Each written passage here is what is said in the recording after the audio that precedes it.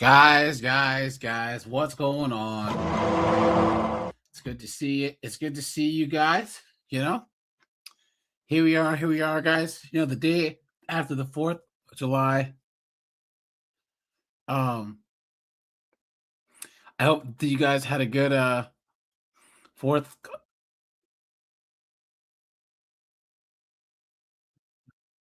local baseball game. Did an all-you-can-eat buffet of hot dogs and and burgers and beers, and yeah, so it was a good night for me. America.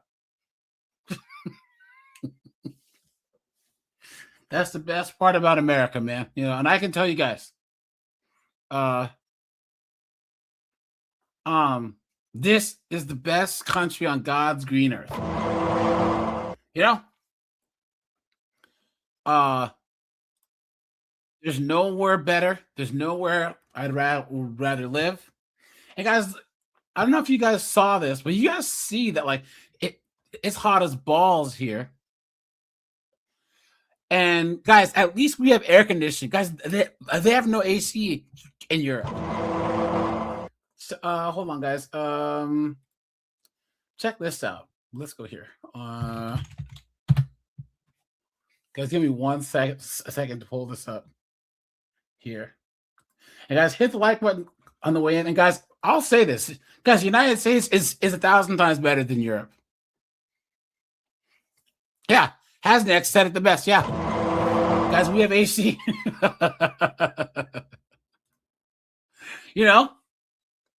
Hold on, guys. Let's see. Look at this. Let me share my screen. Whiteout. No, there's no AC in the UK, in France, or whatever. No, there isn't. Not only do their buildings not have centralized air, they basically outlawed actual air conditioning machines that you can buy because of the whole green new deal foolishness. It's bad. It really, really, really, really is. And guys, so the reason why I'm bringing this up, Keyshawn's here. What's up, dude? Ralph is here. Whiteout's here. Steve is here. Red Door is here. Hasnex is here. Good to see you guys. Zenzu, what's up, dude? He says even our guns have air conditioning. Let's go. But yeah, guys, so the guy who does that one, Caleb Hammer guy, he has another channel called Front Stories or whatever, and he has a really good video that's the summation of why America is doing good. Just guys, despite what people hyperbolically say is bad about America, right? Everything that we say it hyperbolically is wrong with America is wrong with Europe. You guys know how we said, oh, if Knucklehead Harris gets in the White House, it'll blah, blah, blah. Or if Mom Dami somehow gets into the White House, blah, blah, blah. Guys, everything that you would say if Mom Dami somehow got into the White House, ... that's happening in Europe. Right, Matt? Absolutely. They are cooked.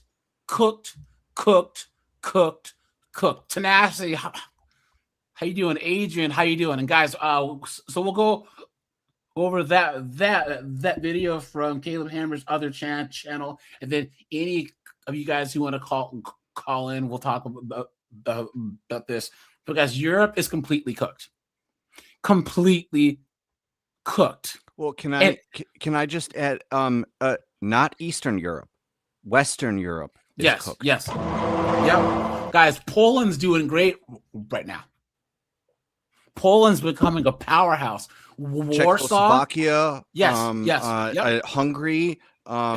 These countries are not seeing the same thing because they did not bow to the signal, the useless signal or virtue signaling antics that you see in Germany, France, Italy, and the UK. They just don't care. They lived under communism and they know the deal. And Switzerland's never bowed down to anyone. They were They were neutral during World War II, and then they kind of did have done their own thing, and they're still not part of the EU now. Switzerland goes, why would we subject ourselves to that? Why? You know? And Jessica, who called in he's in Switzerland. He's Swiss. And he said it multiple times. There's the EU and then there's Switzerland. Switzerland's like, no, we will not join the EU. It would actually be an economic downgrade for them to join the EU. Yep. You know? So, Switzerland is one of the richest European countries per capita, and they won't align their money with the EU, and they won't confiscate privately owned firearms from their own citizens. Yeah, they own firearms like we own firearms here in America. Well, one thing that they were saying about like when Brexit did happen. Because, guys, they always prop up Norway as some shining example. Guys, Norway has oil money, all right? Norway is immune to pretty much any type of economic anything because they're an oil powerhouse. They're the top 4 highest oil-producing nations on Earth is Norway. So they just have money. You cannot use Norway as any type of example of European success. It's not happening, right? That's like trying to say that Saudi Arabia is indicative of like the rest of the Middle East. Yeah. No, it's not. Yeah, that's true. Guys, here's another thing too. The people that they don't get is the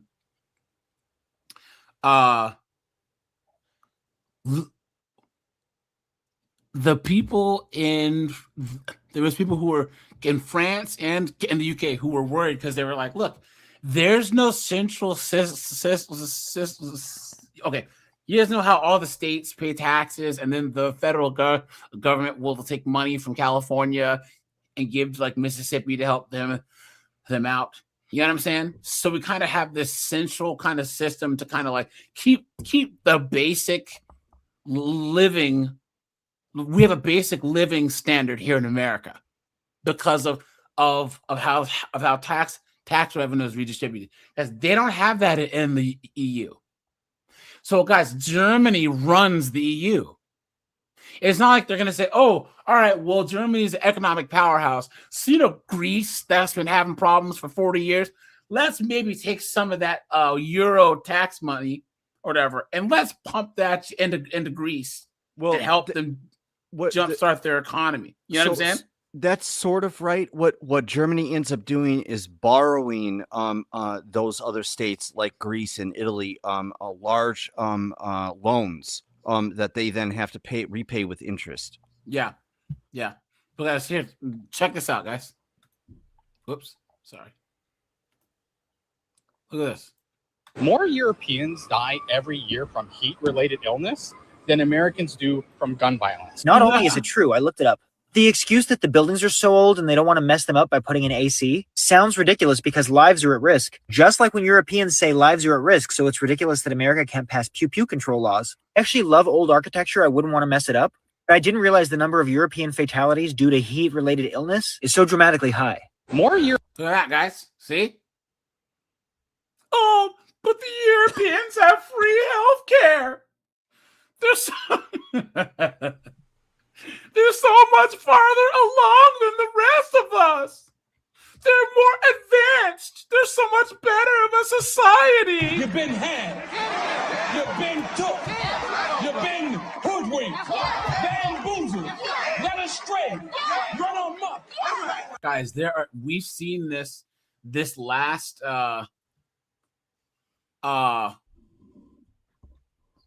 couple weeks with the World Cup. These Europeans, these tourists coming here, and they're loving America. They can't believe how amazing America is, how much freedom we have. You know what I'm saying? They can't believe it. There was that German guy who was crying. You see that? Hold on. Let's see. This guy. Videos.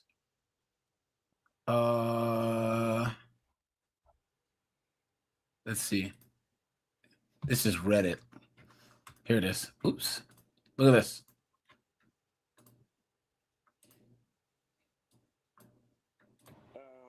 Absolutely. It makes you teary. Why? Why? Help us understand. Why is it so impactful to you? Sebastian Krauts never imagined his trip to America would be so emotional. Yeah. No, you're human. Happy tears. Yeah. In just a few weeks being here, I fall in love with this country, and this was so emotional.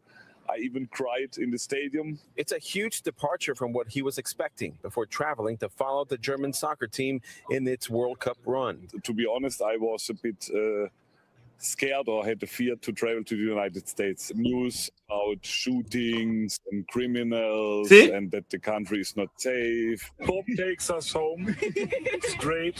America is great. Sebastian met a group of strangers who offered him a ride to his hotel. What is the best city? Boston. That's Bob Series and his family, New Englanders who showed a group of Germans that Boston is warmer than some might believe. Bob, thank you. Love USA. Enjoy your time in the U.S. To me, I watched the video by myself maybe 40 times. I had tears in my eyes. Sebastian was more upset about the prospect of leaving America than Germany being eliminated from the tournament. That kindness he experienced is also what many locals and transplants have lived as well. I loved living here. I thought the people were always so kind. People here are very polite. The World Cup just made it easier for folks to see. I certainly talk to a lot more strangers than I normally do. And you think it's because of the World Cup? I do. Americans are not rude, Germans are not rude. If we are together, we can achieve great things. Sebastian's going to be sticking around for a little longer. He's going to spend the 4th of July in Washington, D.C. Then he goes back home to Germany to his family and friends. He's going to be telling them all about our country. And as for our Good Samaritan Bob, I spoke with him over the phone. He says that he's just trying to pay back all the kindness that he received when he traveled the world. Look at that, guys. See? Guys.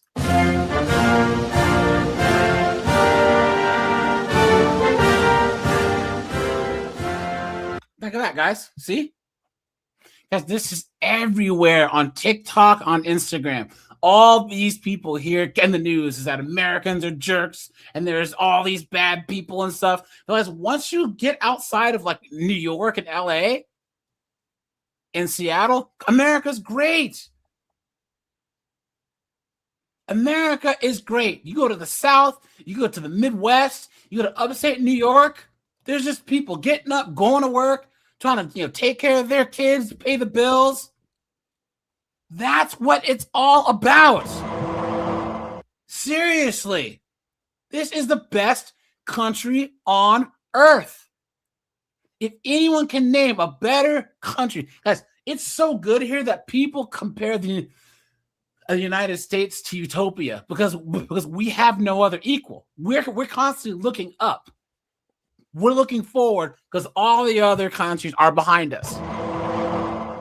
What a joke. America at its worst. Because I'd rather live in California than in Europe, and that's saying a lot. Well, if you lived out in like the rural areas of California, it's just fine.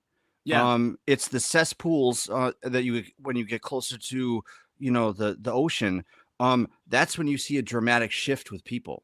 Yeah. Yep. Here you go, guys. From below, Parisians deal with another day of an extreme heat wave. From above, you can see what's making that worse. The canopies of their concrete jungle are made of zinc. Got gold pill. Here's the thing. It's the best country on earth. Because, guys, gold pill, you can move to the South. Bro, move to Mississippi. Move to rural Mississippi, and you won't see a lot of feminism and socialism. You want less taxes and not a lot of woke liberal chicks? Guys, move. I was in DC. I hated it there. So now I'm in the South. The best part about the United States, guys, is you can move to places that are more like you. So it is the best country, even with feminism, socialism, anything that you guys might say. Here, hold on. Guys, name one better country. And Goldbill, you've been around, so you would know that there's no better country than right here. Oh, there's some wokey wokes. Oh, there's some Somali pirates. Fine. But that doesn't even with our problems, a flawed America is better than every other country on earth at its best. At its best. Guys, all of our problems here seriously are first world problems. And guys, we have the independence now as men to just buffer ourselves. If you guys don't want to deal with feminism and stuff, guys, get your money game up, buy some property, move out to the country, and be left the hell alone. Rural Montana, rural North Carolina, rural Texas. Buy yourself 100 acre ranch, build a house, drink some beers, shoot some guns, fish in your pond, and be left alone. Amen. Guys, here, you know what? Anyone who wants to, who disagrees, here's a StreamYard link, guys. Come on up. Come on up, guys. Anyone who honestly thinks that America's not the best country on planet, because I will grant you every single thing wrong with it. Oh, America's so. Let's just grant all of this, right? America is a tool of the small hat country. America's all about LDHD TV. America this, America that. I still would rather live here than Europe, than Japan, than friggin' Korea, than China, than anywhere in Africa. Guys, when you get up tomorrow morning at 8 a.m. or 5 a.m. to go to work, what does anything that people, these doomsday naysayers say, what does that have to do with you getting up and going to work tomorrow? What? How does all this? The evil lizard people. You still have to get up and go to work, pay your mortgage, pay your bills. Come on, man. You know what I mean? Guys, let's think of the practical here. I'm assuming that everyone in this chat is successful, ambitious, assertive. You're living below your means. You're making money. You're saving, and you're investing, right? Guys, where else can you do that? You can't do it in Europe because you'll get taxed out of your butt. Yeah, people don't understand what the tax rates in Europe actually look like. The true taxing, like if you look at France, like their rates are like close to 70%. So that means 70 cents of each dollar goes to the government. And they never are efficient because they never have to be efficient. Exactly. And that is why our government is so dramatically different from theirs. It's when it comes to these social welfare programs, these are just slush funds that these politicians use and misdirect to their own aims. That like Bernie Sanders and Elizabeth Warren. It is no surprise to me that those people advocate for these large social programs because these people, their personal wealth has exploded since they've been in office. They're sitting there, they're preaching all this righteous. We're so great as there's a crane grabbing like people's money and just dumping it into a dump truck that's driving up to their house. You know what I'm saying? Trent, Matt, did you guys see? I talked about how California spent $25 billion on the homeless problem in the last like 10 years, and they can't find any of it. Did you see Seattle's finally doing an audit of their fund? And the first round of audit, they've lost $14 million. They don't know where $14 million went. Well, we've known for a good long time that a whole lot of welfare has been nothing but complete scam. Yep, it's 100% fraud. Yeah. Yep. All right. Yep. What has happened, with Doge and now basically people saying, why should I increase taxes if all it's going to do is go to some scam and not provide me anything? Yes. And there is no answer to that But because I can- so much fraud has been uncovered since that young reporter went up to Minnesota and found the daycares where kids walked in the morning and left and there was no one there the whole friggin' day. Well, Trent, I would say this. When they only have an emotional argument or shaming language, you know that they're wrong. Tax the rich and eat the rich is an emotional shame argument. Shame, insults, guilt, and the need to be right. When you ask people, why do you endorse this slogan? People don't even understand how our tax system works. That Caleb Hammer guy, he had to explain that we have the most progressive tax system on earth to this chick. She didn't understand that you want to tax the rich who, yes, actually their taxes make up a good chunk of the tax base anyways. So Seattle's dealing with this now. They basically are running Amazon out of Seattle. And I think there was one particular tax where Amazon pays like 47% of one type of tax in the city. So if Amazon leaves, which they're leaving to go to Bellevue, they're cooked. They're cooked. There's no one to make up that shortfall. Because their people, Matt, Trent, let me know if you agree. People would be much more willing to pay taxes if they saw their tax dollars used in a transparent and effective way. Yes, and the best way that you know that that's absolutely true is like during World War II with the bond tours. Yes, because effectively that was people voluntarily submitting large chunks of their paychecks back into the Pentagon so that they could make more weapons, more planes, more ships, everything else. Yep.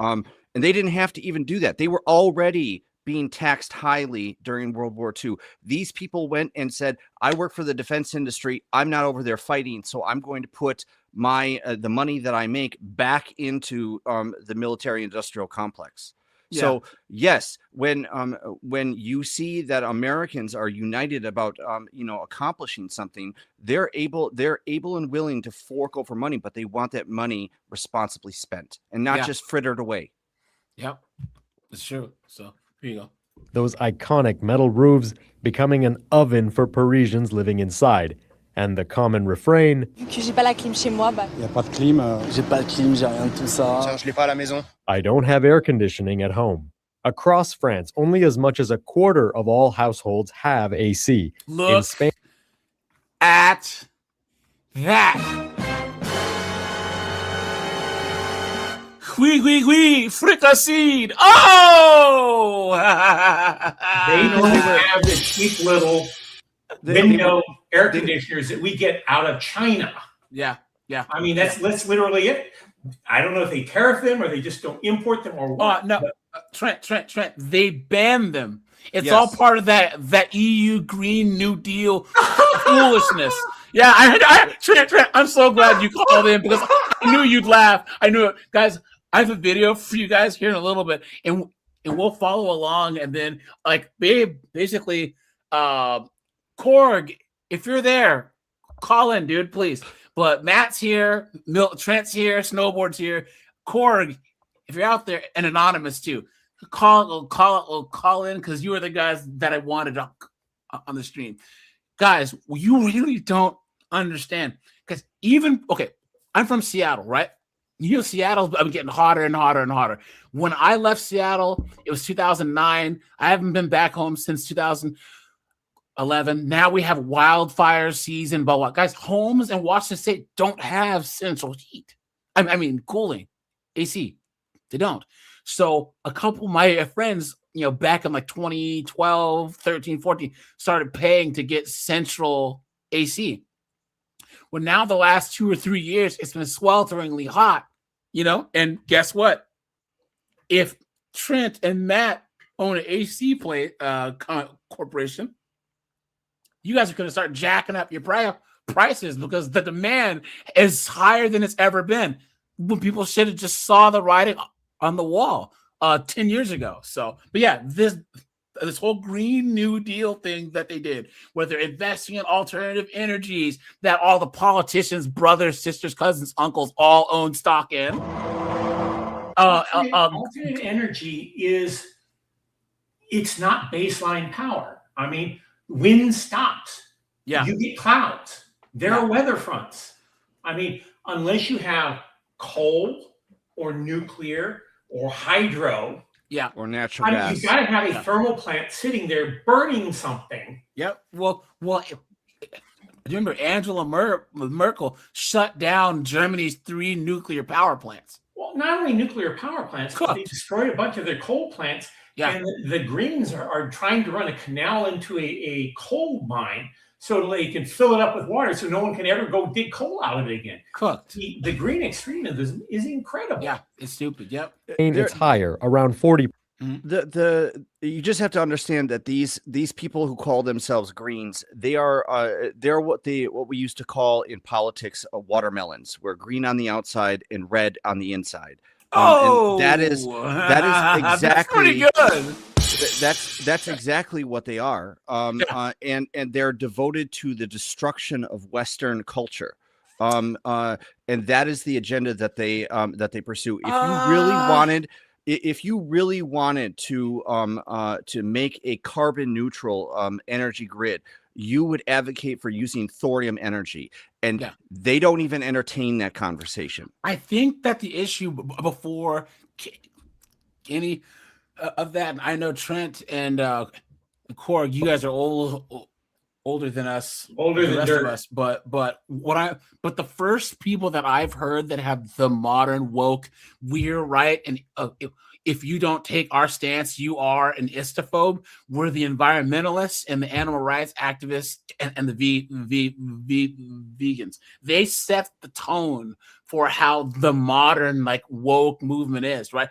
I've heard the environmentalists and stuff say, "Oh, we're overpopulated and that Earth's gonna die in the ozone layer." You guys remember that, right? The ozone layer, we're all gonna die, blah, blah, blah, blah. This extremist rhetoric coming out kind of started there. And it actually makes me laugh to see Europe kind of did a speed run to what the people who were saying in what was the movie that Al Gore came out with? Inconvenient Truth. Yeah. Do you guys remember there was the people who were opposing that movie, and then you guys are all crackpots, blah blah, and every single now. Thank you. Every criticism of that movie, Europe did a speed run to exactly what those critics said. Exactly. Trent, you were saying? I think I had you were trying to come in. Trent? Okay.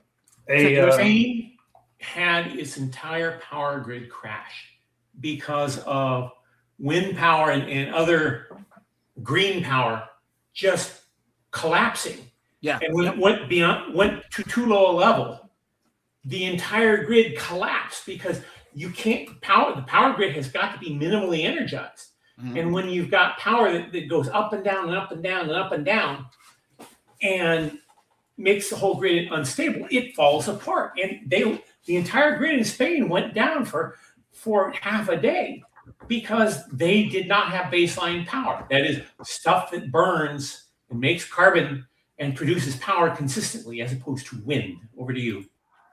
Yeah. Korg, what's up, dude?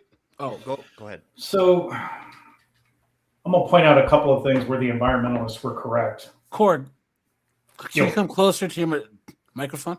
Hold on a second. Let me adjust the settings. You're all good, dude. Whoops. How's that? Yeah, better. Thanks. So in fairness to the environmentalists, and in the Discord, there was a while where I was posting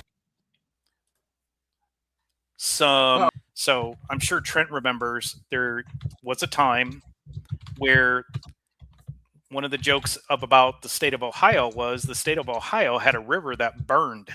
It was the Cuyahoga River. The damn thing caught on fire because these companies were dumping all kinds of crap in the river, chemicals and all kinds of stuff. Now that does a lot of damage to the ecosystem. The chlorofluorocarbons, if you go back to the 80s, all these girls used Alberto VO5 like it was going out of style. I think it was the VO5 or it was the other stuff in the spray can. And that stuff attacks the ozones. So the ozone layer was forming a hole. And when they started banning these CFCs, the ozone layer was able to fix itself, which is good. But on the same token, nuclear power was coming up that in the 50s, they made this statement that it'll be too cheap to meter. Well, that was a bad statement to make. But then there was a little accident that happened at 3 Mile Island, and the environmentalists took it and ran with it. And then what didn't do us any favors was the Russians used this horrible design for a nuclear power plant that, guess who? It was a French design.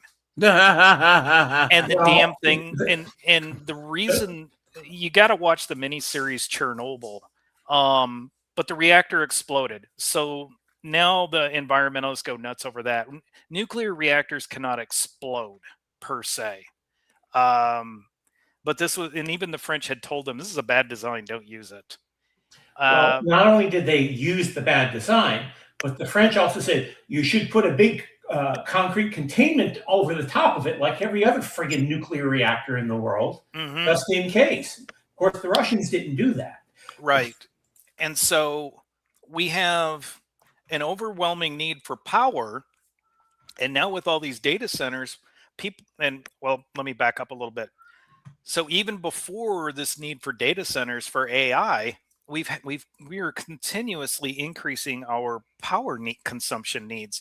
And people have been waking up to, well, maybe we need to go back and revisit nuclear, because to build a nuclear plant, last time I checked, I think it was in the neighborhood of $5 billion. But that has changed. Yeah, and it takes about a decade to build. Oh, no. New small modular plants. They've had 3 of them come online in less than 3 months. Right. But I'm talking your traditional nuclear plant takes about a decade to build, and they bury them in permitting processes and environmental studies and on and on and on. About 20 years ago, there was a theory going around that, hey, we could probably make mini reactors the size of a refrigerator that could power a small city for over 2 decades. But every time you turn around, these environmentalists start screaming about Chernobyl and 3 Mile Island, and the world is going to end. Now, that's why Angela Merkel said that they were going to turn off the German ones, is because of the Fukushima thing. Right. And Fukushima was beyond the control of the Japanese, because it had, then you get into the challenge where people said, well, they should have built a higher wall to prevent the tidal wave from coming through. Okay, well, if you'd have gone and done that back then, people would have bitched about how much it would have cost. So you have to do a cost benefit analysis, because at that time, nobody had ever heard about a tidal wave that big coming through, and they statistically did not think it would be possible. So you have to play the numbers, and you're going to lose no matter which way you play it. Now, ideally, we should spread out. We should diversify. We'll do a little nuclear here. We'll do a little solar here. We can do a little wind power here. But everybody thinks there's this magic bullet out there. That's the problem.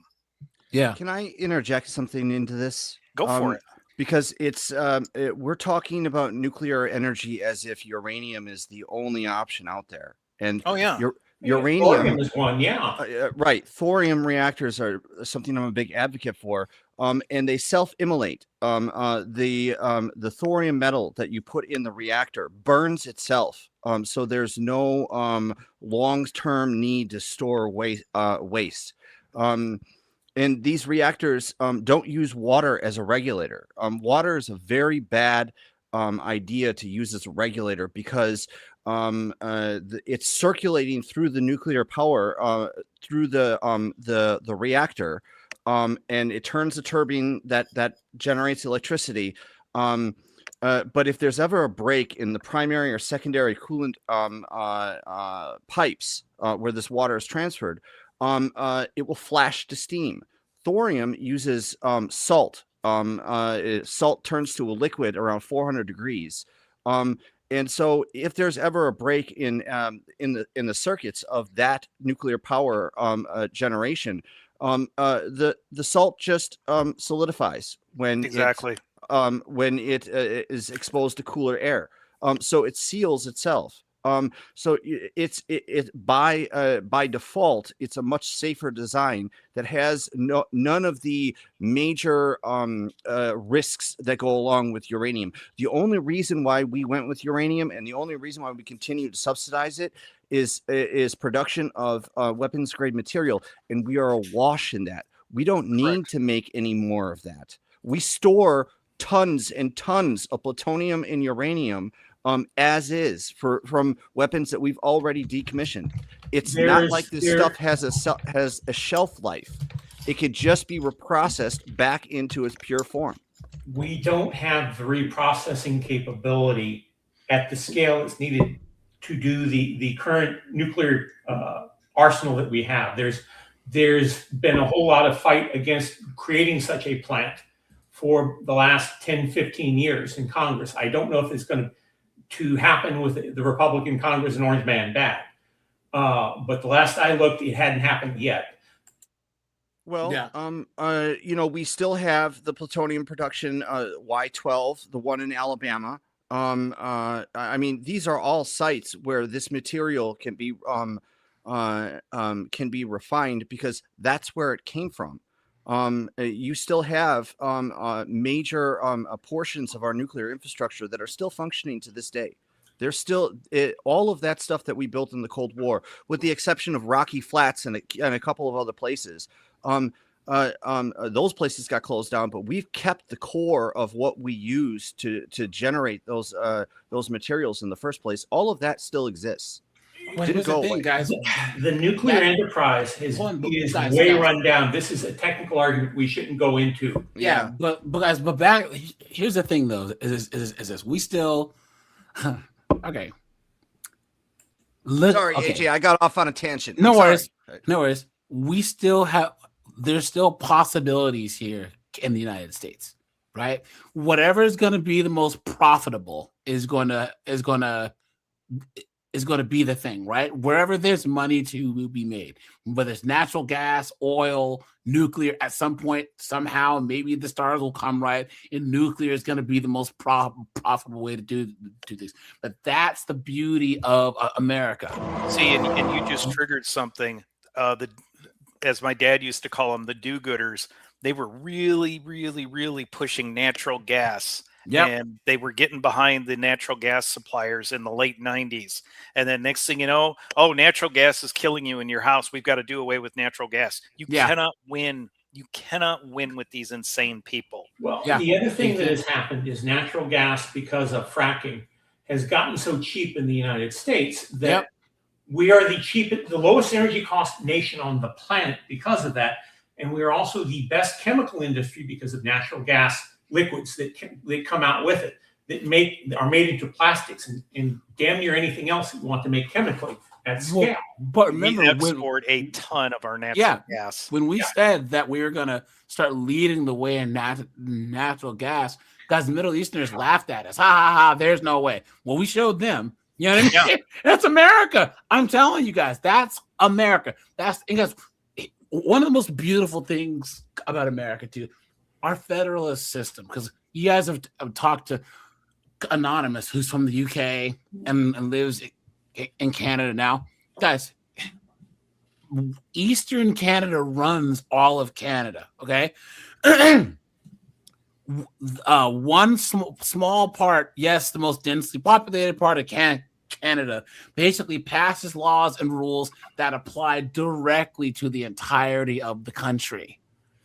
That's not how it is in the United States. Well, not until the 90s, because Trent remembers the days of the 55 speed limit, which was the dumbest damn thing in the world. Yeah, and the Western states finally said, we've had enough of this crap. We're jacking it up to 70.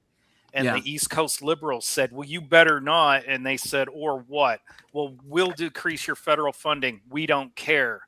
And then everybody started to follow suit. Oh, God, there he is. I know. Oh, well, it's not only that. Originally, those guys didn't want it at 55. They wanted it at 45. Yeah. The only reason in California? No, I'm telling you. That's crazy. Nationally, when this happened, the Congress wanted to, with the environmentalist push, wanted to clack it down to 45. The only reason we got stuck at 55 is that was the lowest that you could get overdrive on trucks to lower gas mileage for diesels on long distance runs. Yeah, you guys remember in the 80s they had cars where the speedometer only went up to 85? Yes. You remember that? Yeah, guys. If you get a car old enough between the 70s and the 80s, you'll wonder why is 55 painted in orange? Yeah, guys. My first car that I ever bought with my own money, it was an 89 5.0 Mustang GT, and the speedometer only went up to 85. I'm like, what the hell? But sure enough, so yeah, guys. Anonymous, how you doing, man? Yeah, pretty good, guys. How's it going? It's good to see you. How's it going there in England? I'm not hearing good news.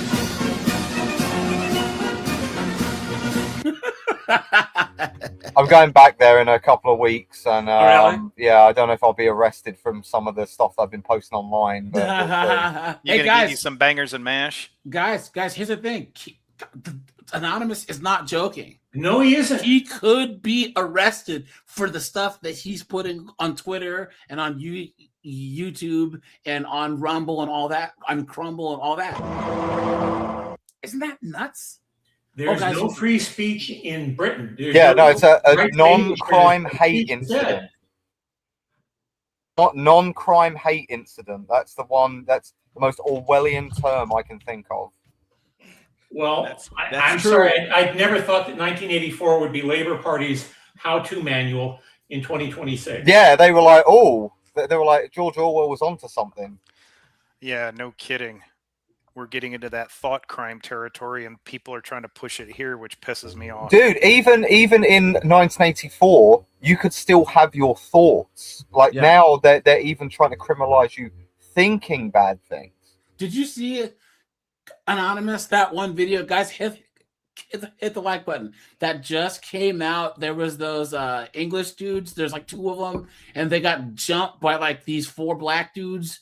Oh yeah, I saw this. The female cop grabbed him. It was like, "What are you doing?" Well, so like they were in it. They were in his face, and one of the dudes swung on him, and then they fell to the ground, and they were kicking him, and then he jumps up, and this female cop grabs him from behind, and I think he still thought that it was one of those dudes. So he turns around and he pushes this female cop. And of course, she's like, "What are you doing? What are you?" And she goes to swing for her. Yeah, he goes to swing for her. Yeah, but he doesn't realize it's a cop, and he stops immediately. And he was getting jumped. So then there was outcry, and the Manchester police are like, "We didn't do anything wrong. The cops' actions were justified." He was getting jumped, but because he was an English guy, right, and the other guys weren't. All of a sudden, they're automatically in the right. Please. Well, it's not only that, but the police were telling lots and lots of people in England, do not repost this or else. Yes, that was. Let me find I think it was Birmingham, not in Manchester. Really? But yeah. Yes, but I think it was Birmingham. Yeah, I think it was. But they were saying something exactly like that. Like, don't watch this video. And have faith in the process of like our law enforcement. Everything is fine. Everything's fine. Yeah. Are you kidding me? Do you remember the Grape Gang report that was just published like 2 weeks ago? Yeah, dude, I read a bunch of that. Failure. I was having nightmares. Here it is, guys. Here it is. No spin, no bias, no sense. Oh, this is like, here it is. Well, let's go now to the UK, where footage from an incident last month. Hey, guys, the reason why we're showing this is because, guys, this is going on all across Europe.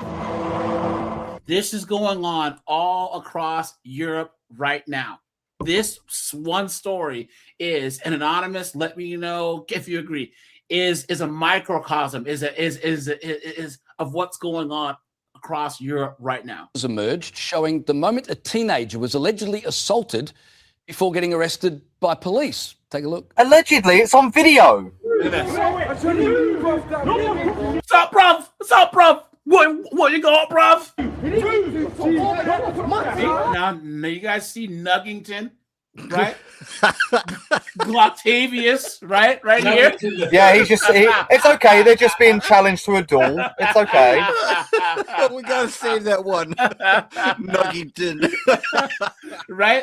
He's just getting out his white glove to just hit him across the three face. Freaking scholars. He's gotta get the white hair. An attorney here, obviously a CEO, an attorney. You know what I'm saying? He's just induced, taking a little bit of snuff before he's getting involved in this. Yeah, all these upstanding members of British society right here, you know what I'm saying, are surrounding this. They're all taxpayers, guys. Yeah, right. Look at that.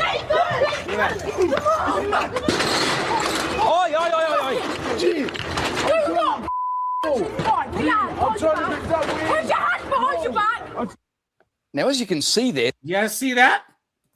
You see that?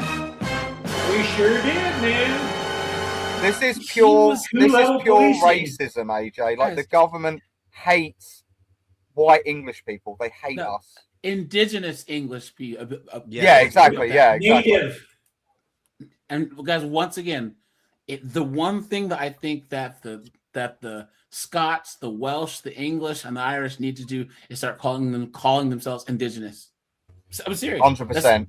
That's the only way that they can flip the narrative. I have never seen a group of people who are so hell bent on deleting their own culture until the UK. Well, the French. I think that the French have it worse, honestly.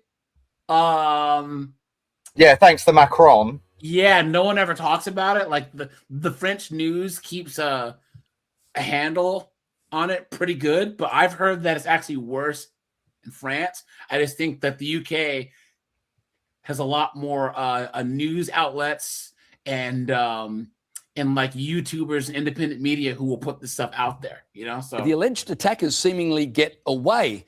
Joining me now is GB News host Alex Armstrong.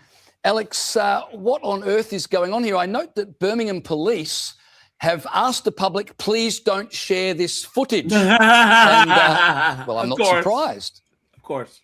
No, neither am I, James. Good evening to everybody there in Australia as well. I mean, look, I can't talk too much about this case because of British Court of Contempt. And they might throw you in jail. Laws, there we go. Yeah. Laws, should I say.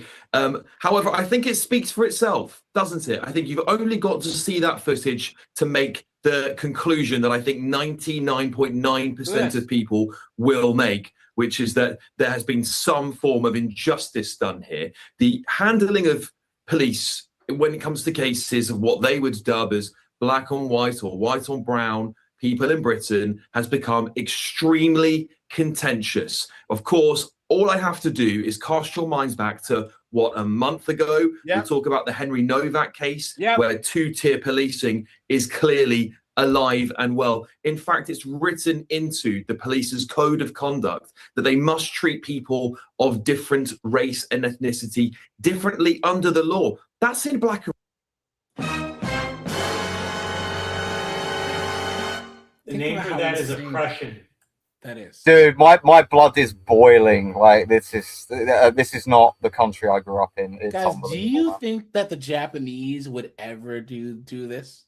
Do you think that they banned building mosques in Japan? Yeah. Do you guys think that the Thai, the Vietnamese, the Mongolians, the Chinese would ever put the needs of other people before the needs of their own? No. The answer would be no. Crazy. And yet nobody criticizes Asia.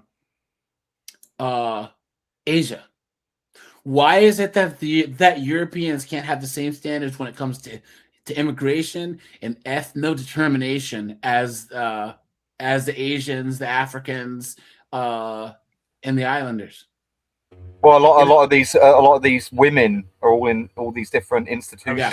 Just look at look at all of the police. Like, look at all of these videos, guys. It's always these like small women that are always in charge of these situations, and they fumble it every time. Yeah, and don't forget about the most militant of them all when it comes to immigration, the tiny hat people. Nobody criticizes them. Yeah, here, guys, hold on. Where was it? Where was it? There was one thing that I'm going to show you guys now that Anonymous is here, and then we'll get into the video. Hold on. And this one chick is basically saying everything is going to prove everything that Anonymous says about. Here, let's watch the rest of this, and then I will. Why, I think it's on James? Instagram. That is two-tier policing. If you ever wanted an example of it written into our laws here in the UK, you can't make it up. What's even more disgraceful is the way the police actually handle themselves and the way they speak to this young man after that footage. You probably can't play it because it's disgusting, some of the things they say to the young man arrested. Now, I'm not saying I can't comment as to whether he's done anything wrong. But I can say that Birmingham police have now opened an investigation, funnily enough, into whether there was an assault on a victim that might have been in that video. I think that self speaks volumes. Just quickly, Alex, you mentioned that it's written into law that people of different race backgrounds need to be treated differently by police. Just for our audience, can you just summarise what is that advice to police? So basically what happened after the Black Lives Matter movement, which was imported, of course, from America, we really didn't have this problem in Britain until the left imported it into the UK.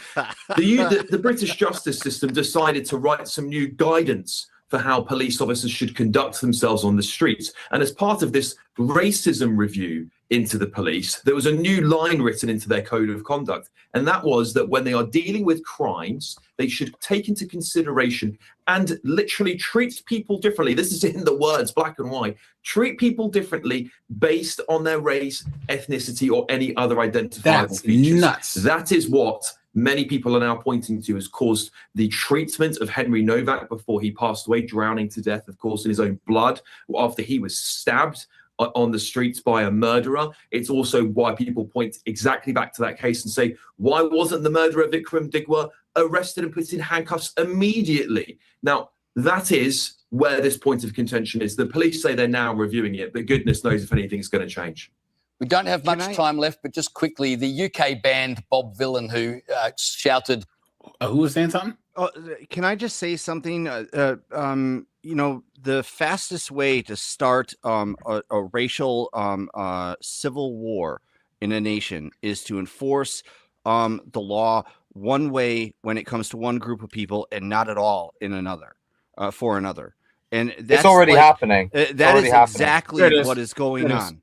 Here it is. And guys, here's the thing. We aren't talking about race here in the UK. Guys, we're talking about ethnicity. Okay? That's a completely different thing. When you go to the UK, guys, the English people are English just like Japanese are Japanese. Okay. It's very hard. It's very hard to distinguish when it's like the US kind of like lens on everything. Yes, Like it's very hard to Here we go by a national standard, and then we go by race. Ethnicity doesn't matter here in America, right? So, for instance, if Anonymous moved here, he would just be, well, even Canada even. Anonymous is English, and then Milbard, Korg, Colin are white Americans, but you guys would all be called white. Yeah, just like me and like an Ethiopian guy, we're both black, but we're different ethnically. You know what I'm saying? But everywhere else in the world, English, Germans, French, Chinese, Japanese, those are all ethnicities with their language, cultures, and traditions that deserve to be protected. Now, in the United States, it's not quite that clear cut. Yes, it is. My grandmother was pure blood Puerto Rican. When I worked for the feds, I was considered Hispanic because I had a quarter Hispanic from my grandmother. And it just, that's always blown my mind. But that's how bad it got here in the U.S. But listen. if you were to rob a liquor store, would they say, "Oh, that quarter Hispanic guy robbed the liquor store," or would they say that white guy did it?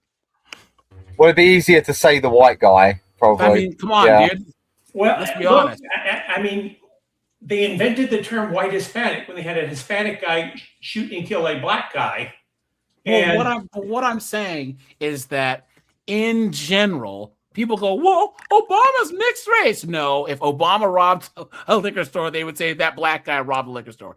You are what people view you as, and that's the thing about these mixed race people. People, well, I'm just as much white as I am black. No, you're not. There was a girl that I used to go to, that was in my grad school class. She was half black and half Korean, right? But she identified, quote unquote, more with her Korean side, so she spoke Korean, whatever. And I noticed on her Facebook page, she was like only hanging out with Korean chicks. So it's like one of these things is not like the other. You know what I'm saying? Yeah. So she was the bridesmaid at one of the chicks' weddings. And I guess the old Koreans didn't know that she could speak Korean. So they were like, "What's this? The Korean word for N-word doing here?" And she's like, "Yeah, like I told you, you're not half Korean. You're black. You are black. You have curly hair. You have dark skin. You're black. You might be light skinned. We can tell that you're mixed, but you're black." In the same way that a Korg, he's a white guy. That's just the way it works. You know what I'm saying? In the United States, it's pretty much cut and dry. Now, when we do paperwork and all that other stuff, fine. But in general, we don't go by ethnicity. It's by general racial categories. And I would even argue that our racial categories are stupid. Asian? Seriously? You know how many different groups that encompasses saying Asian or Hispanic or white? So a white guy can be anyone from Hispanic. Was it white, non-Hispanic, white Hispanic? Was it Russian, German, French? Seriously, it's just stupid, but we make it work, you know. But you go to the UK and they class Middle Eastern people as Asian for some reason. Yeah, it's crazy. Yeah, that's what the term Asian means. Anonymous, here you go. Watch. Against racism, saying that refugees and migrants are welcome, and particularly demanding that Andy Burnham, who looks like he's going to be the next Prime Minister, or at least has a shot at it, isn't a racist. How do you feel as a white person, like, doing this? As a white person saying refugees are welcome here, Now guys, this is in... Well, she's Irish, but I think... This is mental illness, dude. This is mental illness. But guys, you're not white. You're Irish. You dunce. You see this? People calling me a bitch, a slut. I've been told... Anonymous, how dare you? Oh, man.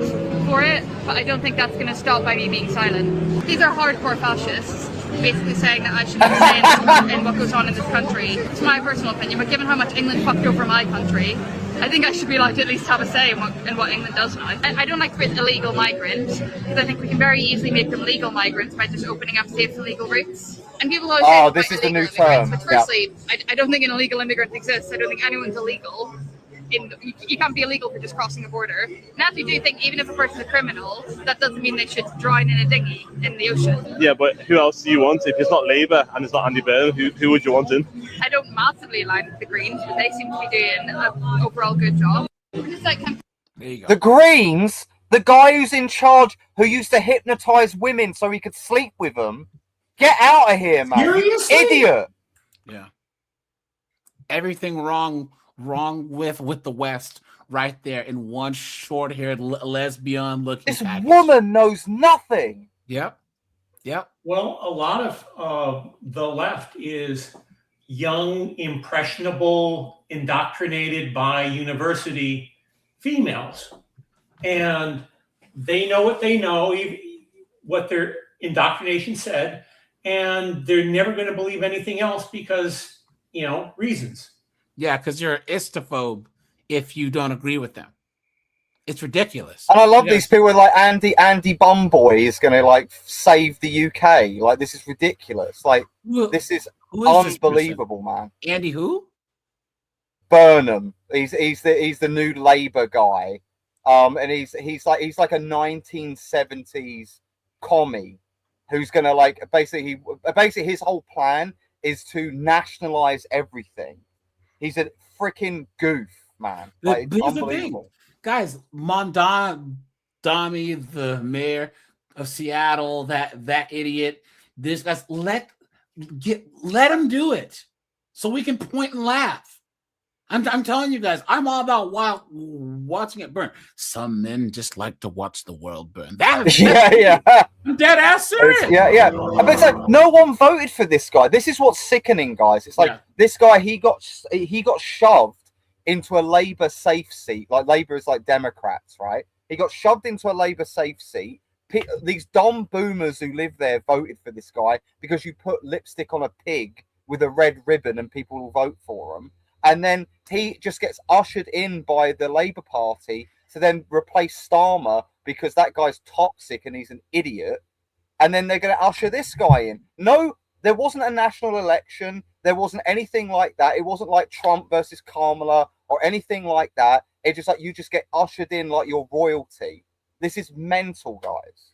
Yeah, well, like I said, people like TR and a couple of others, they're trying to sound the alarm, right? But no one's listening. So as maybe Europe as a whole, because there is a big political shift towards the right in Europe. Yeah, I saw that in the European Union. Yeah, but I think that they need to hit rock bottom, guys.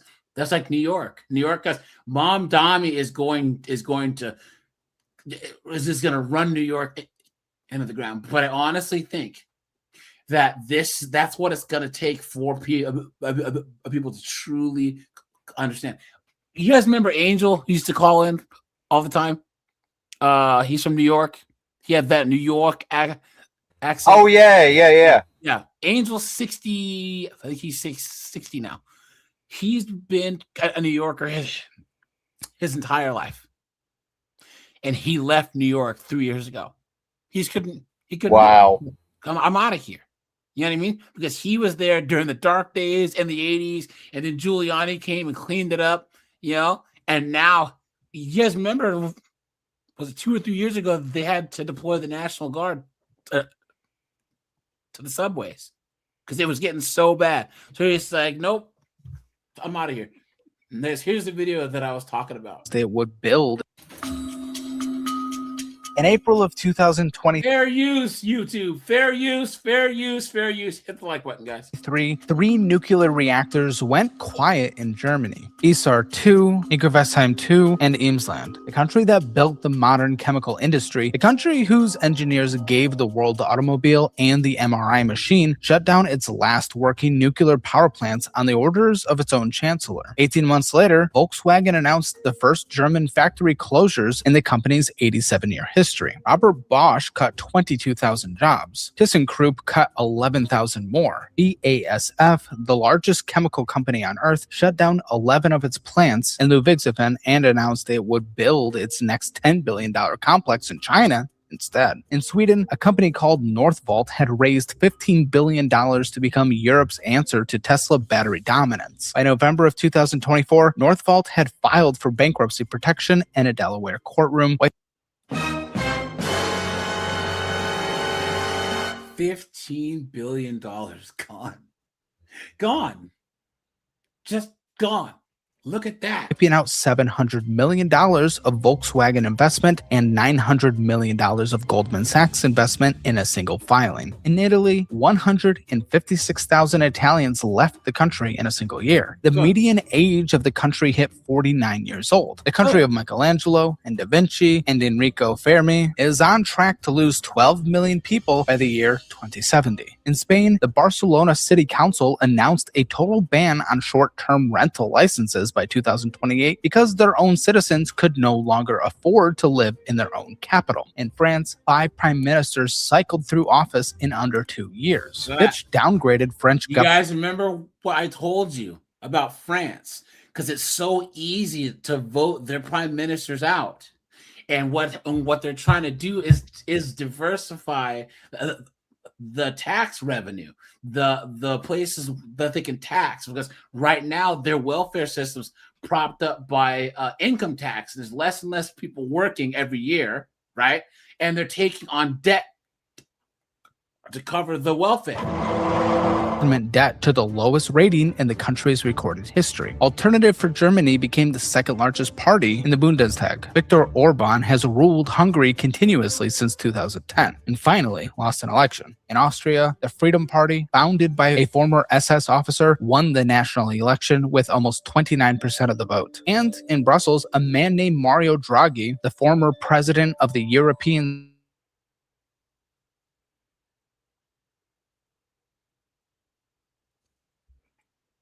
What happened? I'm wondering if AJ's internet did it slow or cut out. Hey, AJ, you there? All of a sudden, everything stopped. Yeah, AJ is just dead. It seems. Yeah, I think AJ's just cut out there. Is the stream still going? Yeah, Anyone we can hear tell? you. Yeah, we can hear everybody else except AJ. Yeah, weird. Okay, that's all right then. Why don't we give him a couple of minutes to come yeah, back? Yeah. Give him a minute. Yeah, it's really weird, guys. Like all of these especially these Eastern European countries, they're definitely going more right, because I think it's because a lot of these guys actually recognize the issue with the left and the communism, and they see it immediately. Because they've actually lived through it. They've been down that road and they've seen where it goes, and they don't need like a refresher on that. Do you know? Yeah, the freaking mountain of skulls that all this stuff is just like piled on top of. Well, like, and it's also just that these socialist systems, they don't work, and they don't work very well at providing for what the people actually want and need. It's just it's plainly obvious that they build walls and turn their machine guns to face their own people to keep them from migrating to Western countries, and people vote with their feet. Yeah, and it's literally Animal Farm, where it's like, some animals are more equal than others. Yeah, and it's right. like, guess what? I get more than you because I'm in charge. Well, and there's no there's in those Marxist systems, it's an interesting comparison, because you don't see a lot of like upward wealth generation. Like you don't see a lot of a great change in who is the top 10% and who is the bottom 90. There's not a lot of mixing that goes on between those two populations in communist systems. And this is the brilliance of the US. It's like like you guys have like such low taxes if you go to and you have a choice, right? That's what's so great about the US is choices. Right. And it's like, if you want to pay more taxes, but you want to live in like California because you're more a progressive person or whatever, you're free to do that. But if you want to live in somewhere like Tennessee or like in the South somewhere, and you want to pay less taxes, you can go live there. Yeah. Like it's that's why I like that kind of like this continental kind of like choice system that the America has. Well, and I'll even say that when it comes down to each and every individual state, you just take my state, for example, Wisconsin. The laws and the taxes are drastically different in Madison and Milwaukee as compared to rural Wisconsin. Sure. And that's just one state, and the dynamics and the law dynamics that exist based on the populations of the people that live there. It's because like the US and Canada, it's because these like provinces and states, like they're the size of, they're bigger than European countries. Yes, most of these things, and it's impossible to even have I think in like the US and Canada anyway, to have like a sweeping law across every small nuanced thing. I mean, obviously there's like murder and all these other things, like everyone has the same kind of standard, but like the small nuanced stuff, it's very different. I think what I think that what you're referring to very specifically is that we try and keep politics local as local as possible instead of automatically jumping to the federal level. Like local politics affect people locally, and then they have more control over that government and the policy itself. Whereas it's the state and the federal levels, that becomes even more out of reach for people. Yeah, it's government with a small g, which is what I like. So you can actually hold your like your mayor or like your local town representatives to task, right? You know them, like, and then it's just like, yeah, no, you need to do what we told you to do, and it's just this accountability. Accountability, yeah, exactly. And this is the problem with the UK, for example, is like we do have local government. And there are good representatives in Parliament, by the way. There are some really good guys, but like this like disgusting technocrat. So there's something in the UK. It's called the Fabians. It's the Fabian Society, and a lot of these people and this society has been around for hundreds of years, and many politicians and many representatives in Parliament had belonged to the Fabian Society, and they're kind of like a precursor to these like globalist people. And in fact, that if you want to know something very interesting about them, their national symbol is a wolf in sheep's clothing. That's actually their national symbol, and they're out to get people. Very, very slowly over time. They're playing a long game. And by the way, Keir Starmer, he's a Fabian. Tony Blair is a Fabian. I believe Gordon Brown was a Fabian. All of these like prime ministers were all Fabians, and I suppose it's kind of like the Illuminati in that kind of respect. Back. There you go. There we go. Your internet found you. Yeah, power outage. Yeah, you're back, AJ. We missed you. Yo. What a bunch of crap.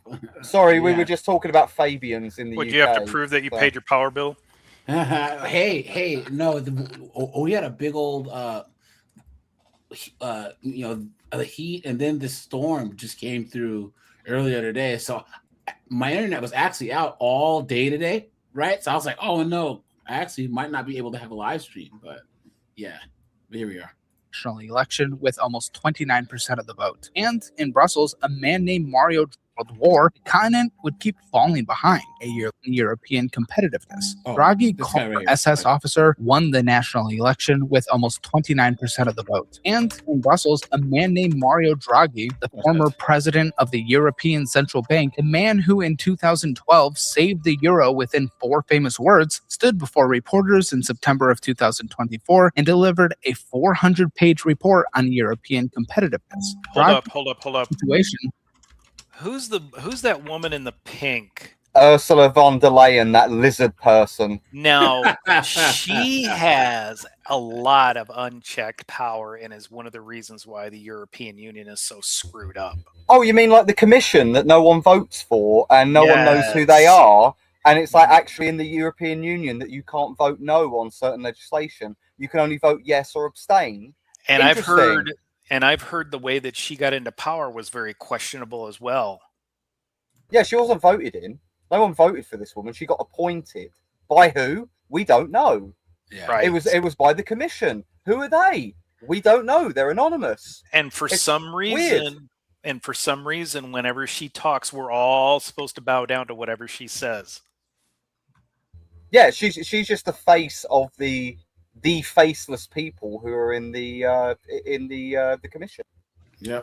An existential challenge. He said Europe faced, quote, slow agony. He warned that without 800 billion euros of new investment every single year, roughly double what the Marshall Plan cost to rebuild Europe after the Second World War, the continent would keep falling behind. A year later, in September of 2025, Draghi returned to the podium to check on the progress. Only 11.2% of his recommendations had been implemented. In the year 2008, the European Union was bigger than the United States. The EU produced $16.4 trillion of goods and services. The US produced $14.8 trillion. European leaders openly spoke about the euro replacing the dollar as the global reserve currency. You guys remember that? You guys remember that? No. No, that's what they wanted to do. Yeah, Everybody's been after that. No, Cord. The EU was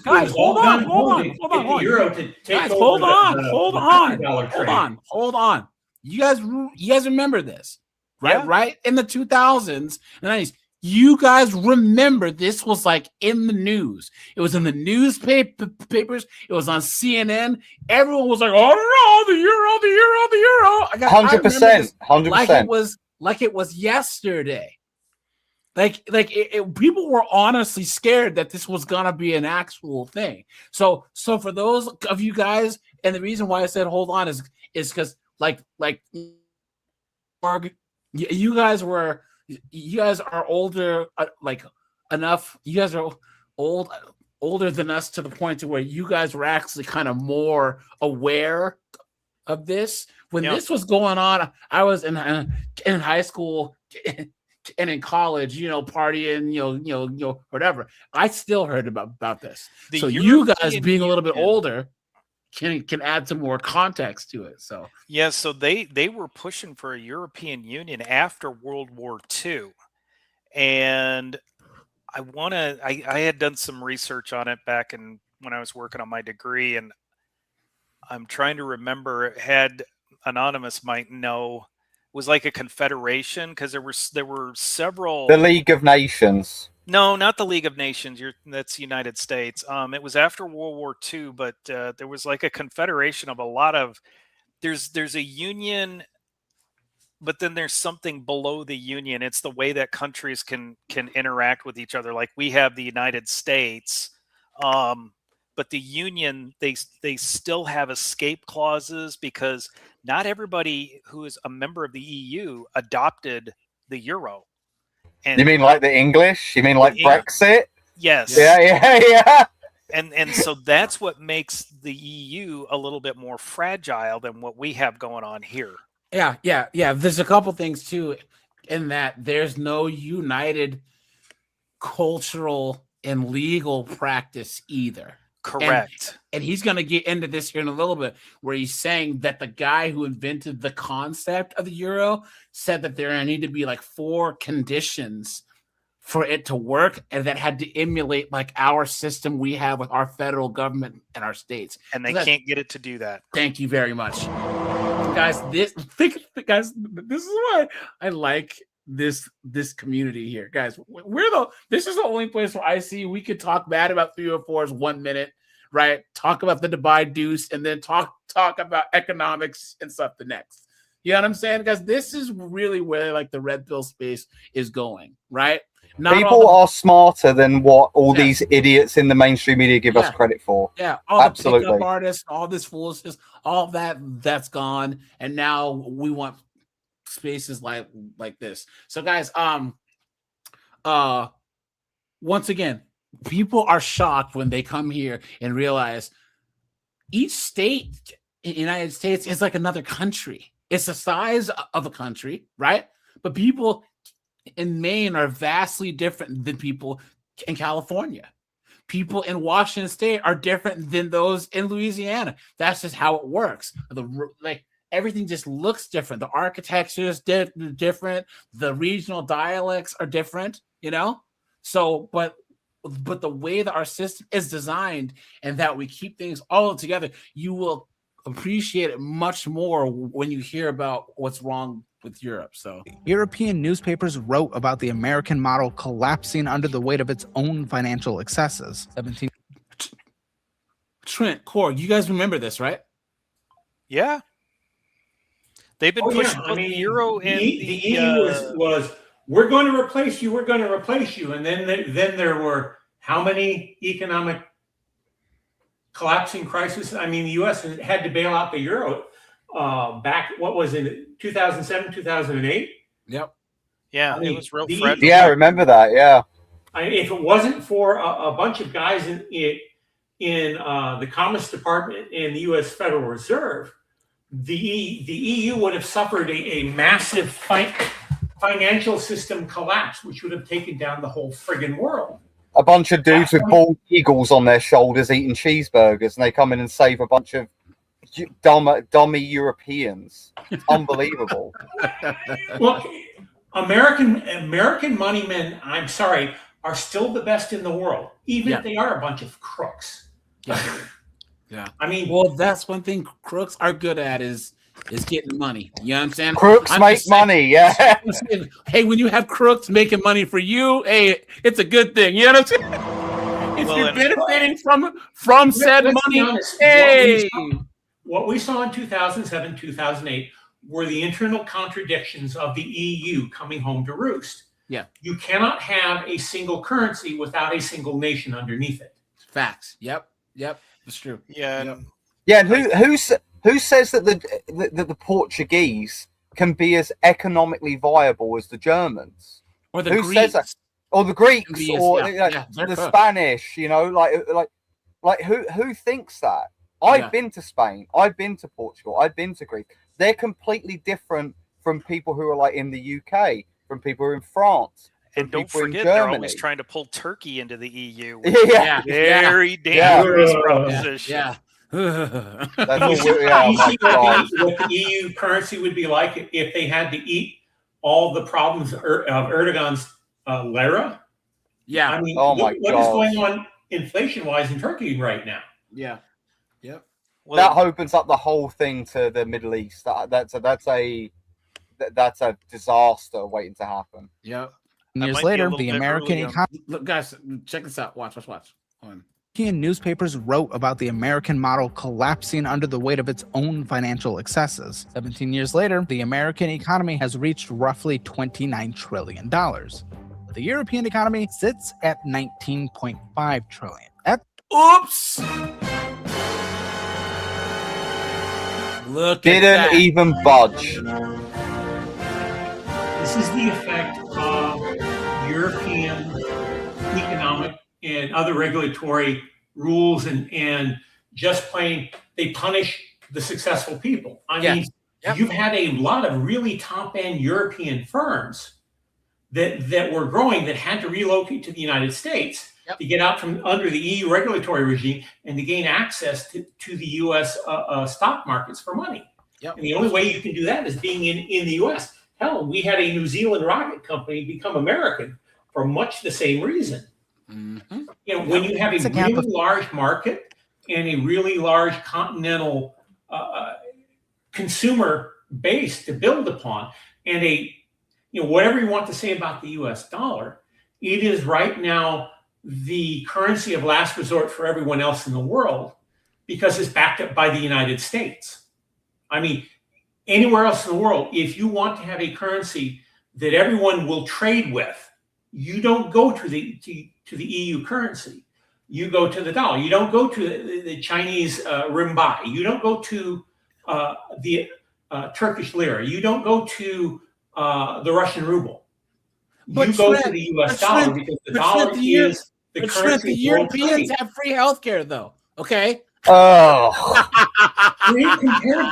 So I want to point out. Hey-o! I am all for us having universal health care in the United States, which means Europe is going to have to carry its own weight when it comes to paying for its own defense. Thank you. That's why. That's what I was going to say. We're making this much more money, and we don't. And we pay for our own defense, and that's like all of Europe and everything. They're not even paying for their own defense, and we're still kicking their ass. And what a joke! And Orange Man has held their feet to the fire by telling them, "You better start paying more." And all the lefty wokes got all upset about it. And now Europe has started to say, we better start paying more. And now they're saying, we're going to have to start slashing all the freebies that we're giving out because remember, everybody. Actually, if you look at the German budget, they're increasing defense spending, but they are not decreasing social spending. And you know what that means. You know what that means for the euro. Yeah, bankruptcy. That's what that means. Guys, this is just the thing. They don't. Wokey wokes don't understand basic math. They don't. Anyone who says free anything was probably a woman, right? Yeah. Yep. Men don't say anything is free because we know for a fact that nothing is free. Someone's paying for it somewhere. What's it cost? Chasm that did not exist in 2008 and that now exceeds the entire economies of Japan, Germany, and the United Kingdom combined. As poor people, the standard of living in Europe has been falling behind America's for almost 20 years. So, a continent of 450 million people, the birthplace of the Industrial Revolution, the home of the Renaissance, the origin point of modern science itself, how that got lapped by the country that fought a revolution against it 250 years ago. It is a story about a continent that, again and again, chose leisure over output, precaution over speed, fragmentation over unity, and dependency over independence. And a country that, almost by accident, chose the opposite.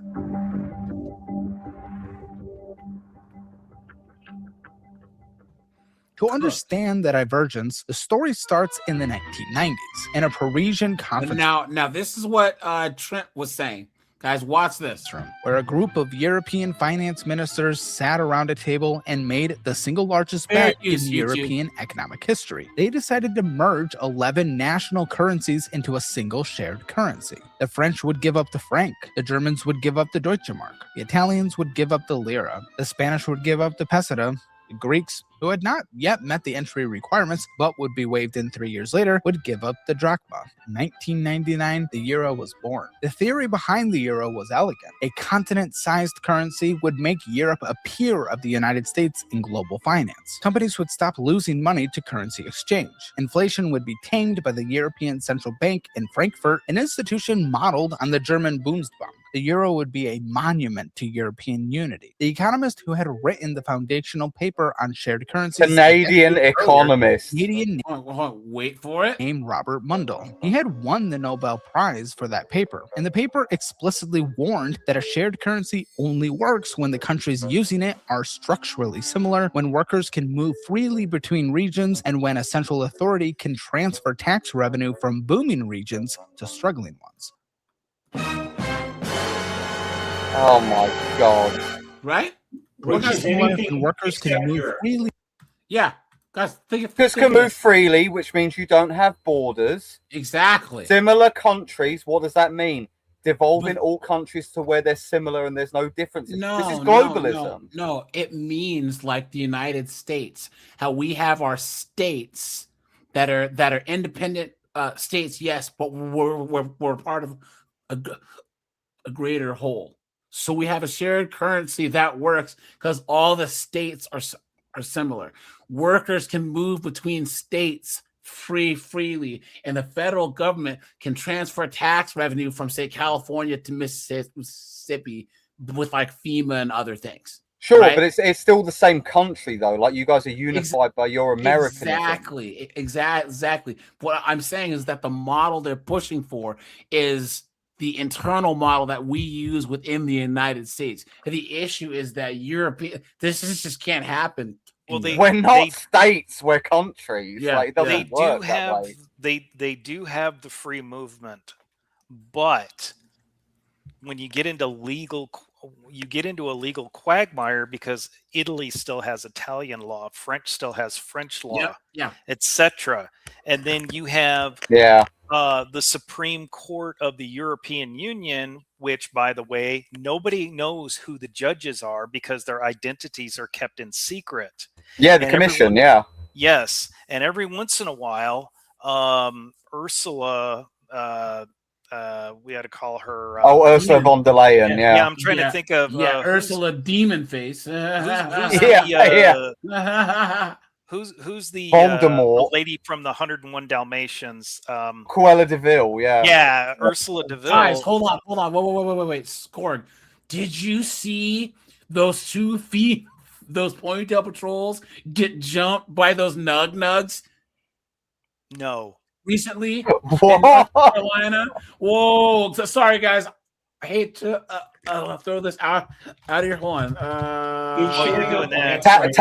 Tangent time.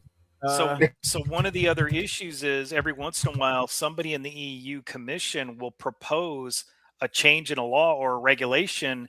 And like, what's her name in Italy has done so many times, has piped up and said, no, that violates Italian law. We're not going to do that.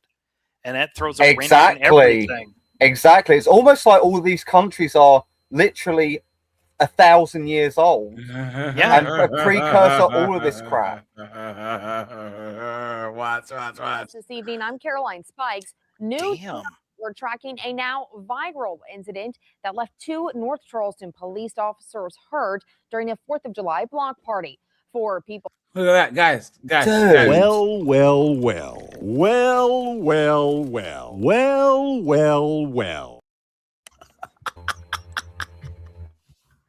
Have been arrested so far, and 2 of them are juveniles. The North Charleston Police Department held a press conference where Live 5's Kavya Ramesh was earlier today. She's Dang, they can both get it. How you doing? now live in the Chicora Cherokee neighborhood tonight. Kavya, what new information can you tell us? I'm at the Chicora Cherokee community where yesterday during a 4th of July block party that was committed, it turned into chaos. Now I'm standing at the intersection of Sproul and Carlton Avenue.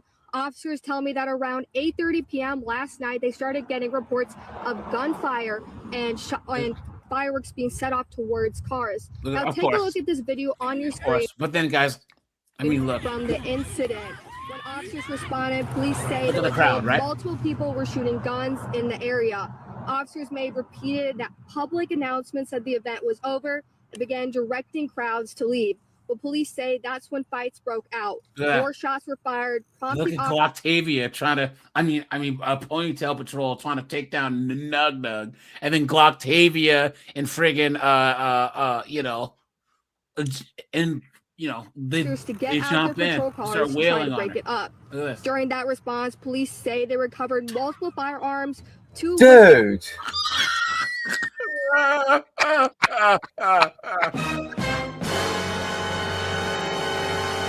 Just throwing fists, man. Like, this is crazy. Guys, drop a like on the stream, hit the super chat button, because this probably got this stream demonetized. To the fact, I don't care, because guys, what were these Ponytail Patrols thinking? And guys, these are teenagers. Makeshift spear. Look at this. NCPD police chief said the officers hurt are back to working today and are in, quote, good spirits. The restraint that my officers use. Boy, Nug can run far with a taser up his butt. Yeah. Look at that, guys. Dang. And tell you guys, and he had them skinny jeans on. He was moving. Yeah, nothing but a liability. Those women shouldn't have been there in the first place. Guys, did I ever tell you guys there was a job that I used to have, because I used to be a parole officer way back in the day. And one of the girls who was a supervisor, she was a Vietnamese chick. So her whole caseload was all these Vietnamese and Cambodian gangbangers, right? So one of the guys on her caseload he was a leader of like the local Vietnamese gang. I'm talking like these guys were selling drugs, deleting people, blah, blah, blah. So she said, well, I haven't seen him in a while. AJ, jump in the car. We're going to go drive around and find him, right? So she drives by his uncle's house, and there he is on his front porch drinking 40s and cleaning. They're cleaning AK-47s. She's like, let's go get him. I'm like, oh, are you serious? This car. I said, are you serious? You've been had. You've been took. You've been hoodwinked. Bamboozled. Led astray. Run amok. Are you on drugs? You should have been like, you first. Yeah. I said, first of all, there's like 12 Lead of them. the way. There's 2 of us. I said, and they have rifles. Are you insane? Was he practicing safe gun control while he was cleaning it? You've been had. You've been hoodwinked. Bamboozled. Led astray. Run amok. And then she's like, "Well, I don't think you should have. Yeah. Next time, I'm gonna sue your supervisor, and you can't do what I said. I'm not doing nothing. We are getting in this car and we're getting out of here before they see us."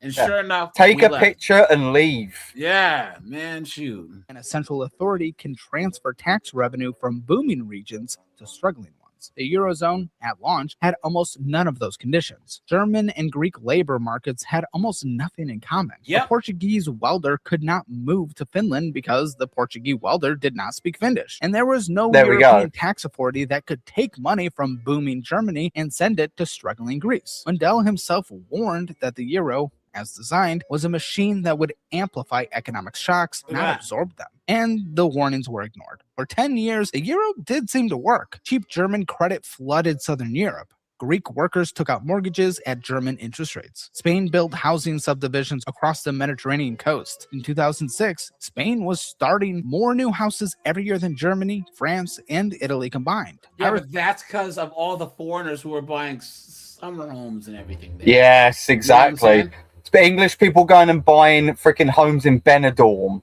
That's what was going on. It's ridiculous. Yep. Banks grew 10 times larger than the Irish economy itself. It felt like a genuine miracle. And then, in September of 2008, the entire global financial system seized up overnight. In the United States, the response came fast and big. Congress passed the Troubled Asset Relief Program, $475 billion to recapitalize American banks within 3 weeks. The Federal Reserve began buying mortgage bonds by the truckload in a program that would become known as quantitative easing. By early 2009, President Barack Obama signed an $831 billion stimulus package into law. The U.S. run a budget deficit equal to 10% of its entire economy in a single year. But Europe did the opposite. Germany, traumatized by memories of the hyperinflation that destroyed the Weimar Republic and helped bring Hitler to power, demanded austerity. Chancellor Angela Merkel Yeah. Sorry for the jump scare, guys. Look at that. It's like a golem.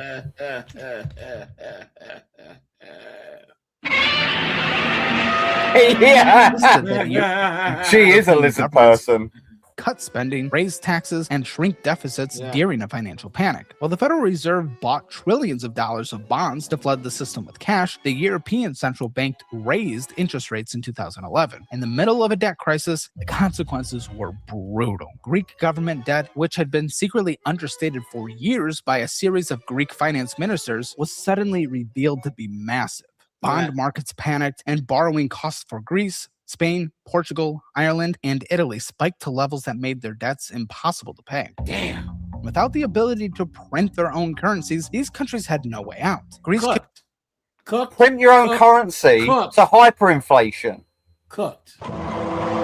Yes, but here's the thing: they could print their own currency and leverage it against another countries to have some breathing room, though. Sure, I mean that's a dangerous juggling act, but like, it can be done. But here's the thing, though: at least they have a chance. But with the euro, they're just cooked. It all comes from like places like Greece, for example, right? Nobody pays their taxes in Greece. I know everyone on here hates taxes. I hate taxes, right? But it's like that's what makes society function in many ways. As like Greeks do not pay their taxes, and this is a big problem with their country. Yeah. Value the drachma because there was no drachma. Italy could no longer inflate away its debts because the Italians no longer controlled their currency. The only option was what economists call internal devaluation, a forced reduction of wages, pensions, and public sector jobs until the domestic economy shrank enough to make exports competitive again. Can you imagine your pension just shrivels up out of nowhere?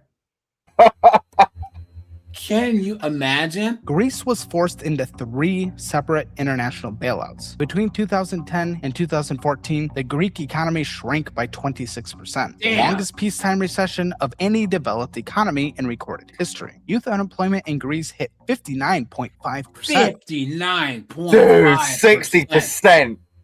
Look at that. And guys, that's counting the Greek people. Anonymous, what does Greece have a lot of? A whole lot of? Oh, lots of people who are not supposed to be there. I know that for a start. Yeah. Greece was the first like European nation that was really getting all the boats coming over from like North Africa and the Middle East. They were the very first group of people who were dealing with this foolishness. Yeah, they're kind of like a buffer zone. It's not only that the Turks have Erdogan has been throwing refugees into the EU on a regular basis as one of his political leverage tools on the EU. I don't know what you call it. I don't call it a government. It's a non-government organization that pretends to be a government. But no, he had been doing that on the regular. So frankly, of the Russians. I mean, let's be honest. The EU is the punching bag for anyone that wants to do human trafficking. Over to you. Yeah. It's true.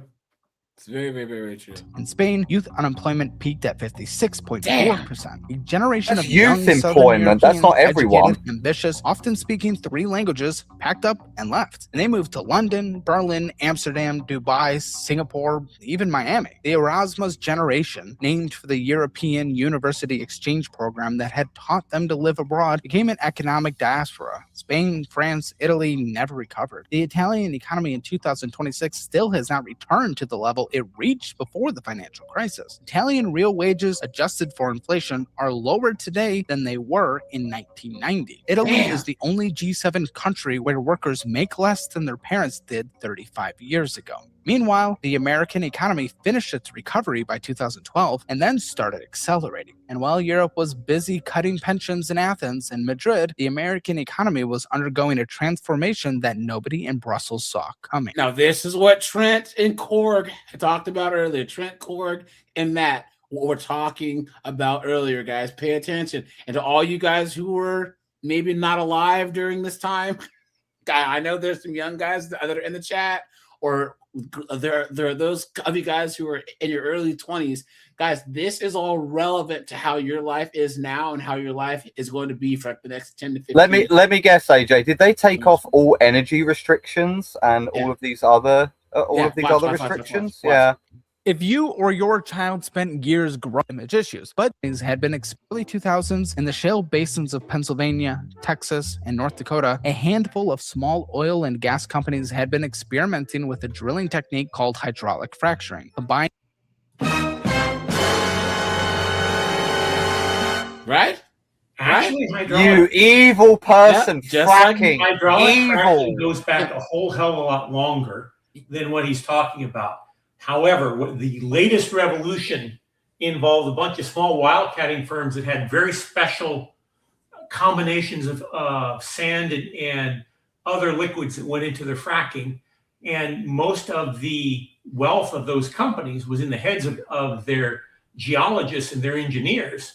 And here's the thing, because you guys remember we have the World War II stream, and guys, we will have another World War II history stream. Guys, Trent is really knowledgeable on the subject, and he did say that he'd come on and actually let us know some pretty cool things. But guys, do you remember that dunderhead who was like, I think aliens are the reason why technology went so far forward between World War I and post World War II? Guys, seriously. You've been had. You've been took. You've been hoodwinked, bamboozled, led astray, run amok. You guys, do you remember that? He was like, there's no possible way. Because I said World War I, we had biplanes and Zeppelins. And at the end of World War II, we had jets, nukes, radar. He's like, well, that's because of aliens. And I said, no. Hold on. Einstein and Alan Turing didn't know nothing, man. No, listen. A good chunk of what we started implementing in World War II were things that had been developed in the late 1800s and early 1900s. There was just no practical reason to actually find a way to use the technology. The idea for radar that was made in like the late 1800s, they had cars and like flying cars in like 1865. They had submarines in the Civil War. So what happened was we had this war going on. We saw trouble brewing and said, hey, look, we need to beat these Germans and these Japanese. Hey, Trent, I heard you have an idea. Here's money. Make it work. Hey, Korg, I heard that you have an idea. And we took all these ideas. We went to the patent office and said, I need you to look through all these files, find Matt, Trent, Korg, Colin, Anonymous, get a hold of all these guys and give them anything that they want to make this work so that we can win this war. But instead, people go, oh, aliens, beam this knowledge into $100 billion at creating a aerospace industry, at building a huge shipping industry, at building huge electrified power plants with millions and millions of dollars of machine tools that can be jiggered to do normal mass production after the war of things that aren't weapons. War just changed. Like what? Yes. It swapped from being like the Napoleonics, right? Where it was just like it was survival on like the survival of the fittest. It was like how fit your men were, right? And then it switched to being like more technology orientated. Well, no, World War II. What is it called? That necessity is the what of innovation is the mother. Yeah, necessity. Yeah. And war creates necessity, which creates innovation. And guys, things like fracking and all these things, they were invented long before, but this was a time where it actually became practical, or there was a breakthrough to actually make it to where you could implement it and make a whole lot of money. But the ideas for things usually come out way before it actually becomes commonplace. Survival of the smartest. Well, it's not only that. It's fracking exploded in Texas because Texas had the unique geology, the unique regulatory system, there are a whole lot of there are like 7 or 8 things that I've listed previously in other spaces that Texas has that made fracking grow here like topsy. And once it got past, I'll give you some general numbers. Big oil projects are generally 10-year, $10 billion projects that happen on the edge of civilization, require huge amounts of political, stuff to have happen. All right. That fracking is $10 million in 6 months. And I get somewhere between 4,000 and 8,000 barrels a day. And it lasts for 4 years. I get most of it at the front end, the first 2 years of the 4. About 4 years ago, they improved it and doubled that time. 4 years to 8 years, and you got the oil for 4 years. And that is what's been running. What happened during the Biden administration is Biden basically let the big oil companies buy all the Permian Basin oil rights and choked out all the small guys, because fracking was a threat not only to the big oil companies, but to environmentalists, because they couldn't regulate it fast enough. Yeah, that's true. Yep. I mean, it is one of the big things that is. A lot of Texas frackers are now up in the Great Plains and hell, even in Pennsylvania, doing fracking right now because they don't have access to the Permian rights. And it's, Orange Man Bad could actually do the whole eminent domain things on the mineral rights if he wanted to increase oil production. The idea has been out there. I don't think anyone's done it yet. Over to you. With horizontal drilling. The technique pumped water, sand, and chemicals into rock formations 2 miles underground at extreme pressure, cracking open the shale and releasing natural gas and oil that previous generations of drillers had written off as impossible to extract. One Saudi oil minister famously said the Americans would never get the shale out of the ground. You guys remember that? You guys remember the Saudis? America's never going to be able to. Yeah, well, we showed you, you goof. Yeah, you guys were laughing at us, but guess what? That didn't work out for you, did it? He's like Arianespace talking about SpaceX's Falcon 9. The year before it started being reusable. I mean, he was that level of wrong. Yeah. Korg, you were saying?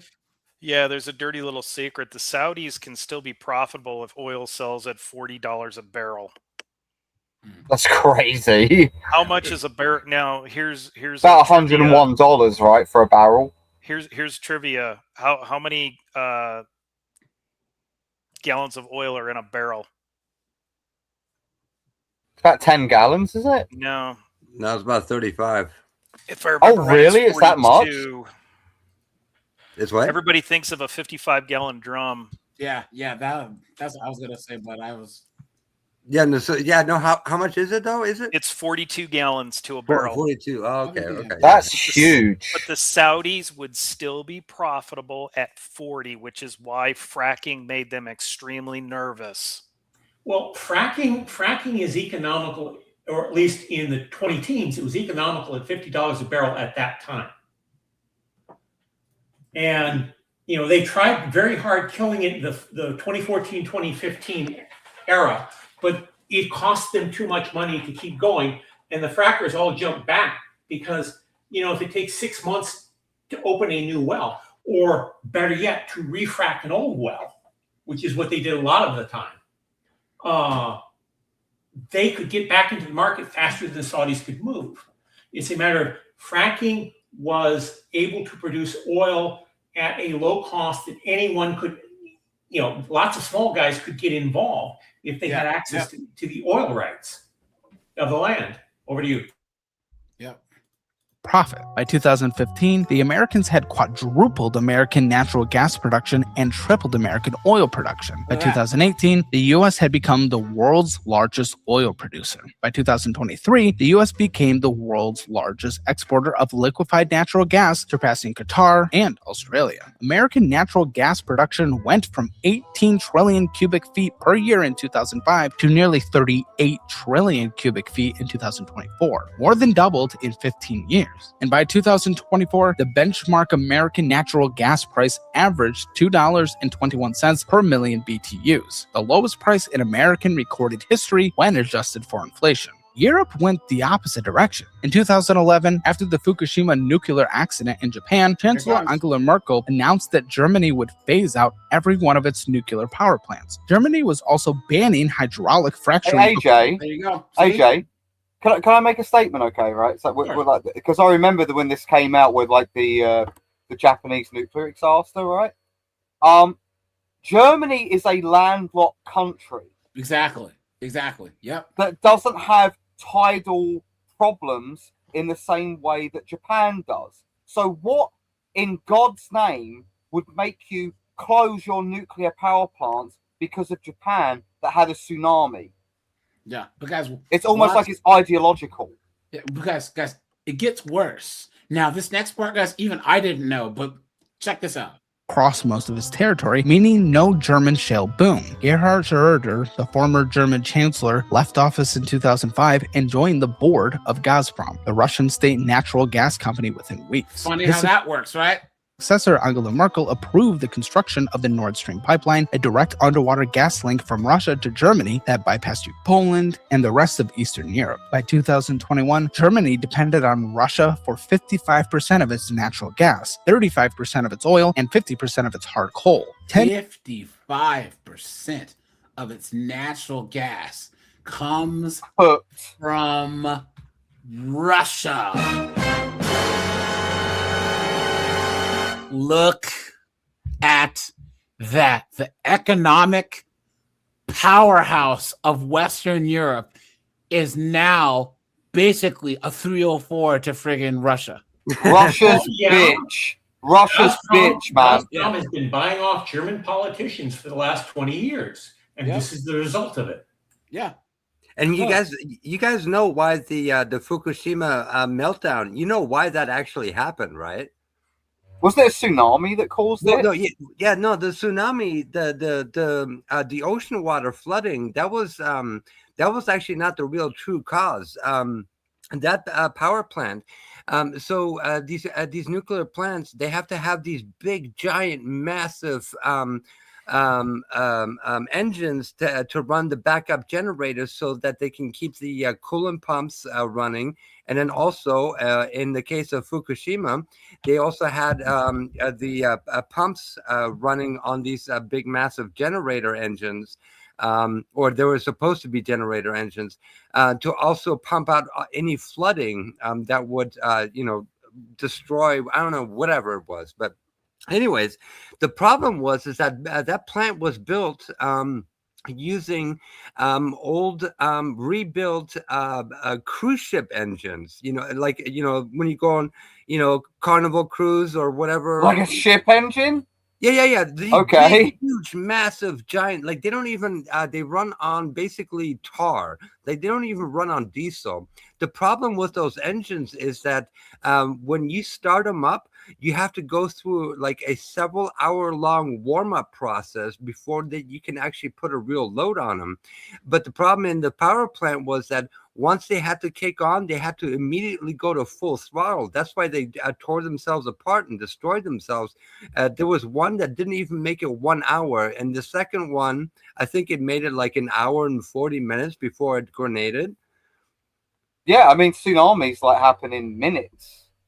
Well, yeah, but the problem is they used the wrong kind of engine. They were engines that you can't just start them up and go like your car or, even like your small little boat or something. Like when you start that engine, it's like a locomotive engine. Like if we started, we're going to keep this thing running for 2 weeks straight because once we shut it down and let it cool off, it takes half a day to get it back up to operating temperature and get it, safe to run.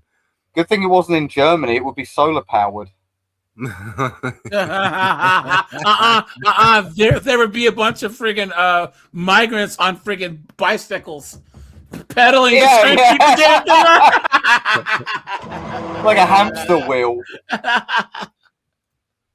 European Union countries depended on Russia for more than half of their imported gas. Look, all these countries, look at this, on their knees, blowing Russia. Look at that. Europe had built its entire industrial base on an explicit bet that Vladimir Putin would be a reliable supplier of cheap energy. Yeah, sure. You've been took. You've been hoodwinked. But a whole lot of EU politicians sure got their Gazprom bribes. God bless it. What a joke.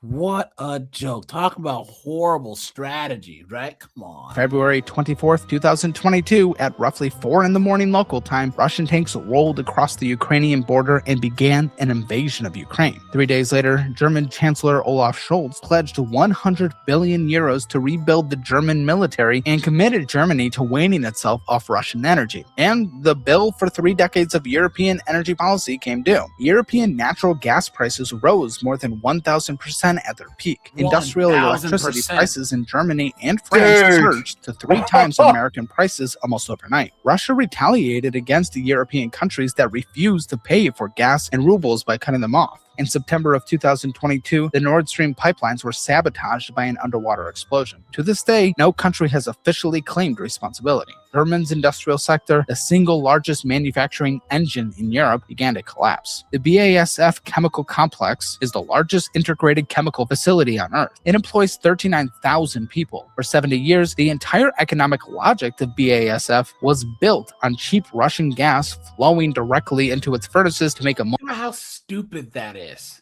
right? Well, if you're a short-term German politician who has no kids and is only worried about, having something for his retirement, it makes a great deal of sense. Yeah. We're going to base one of our largest economic contributors on cheap Russian anything as a stupid idea.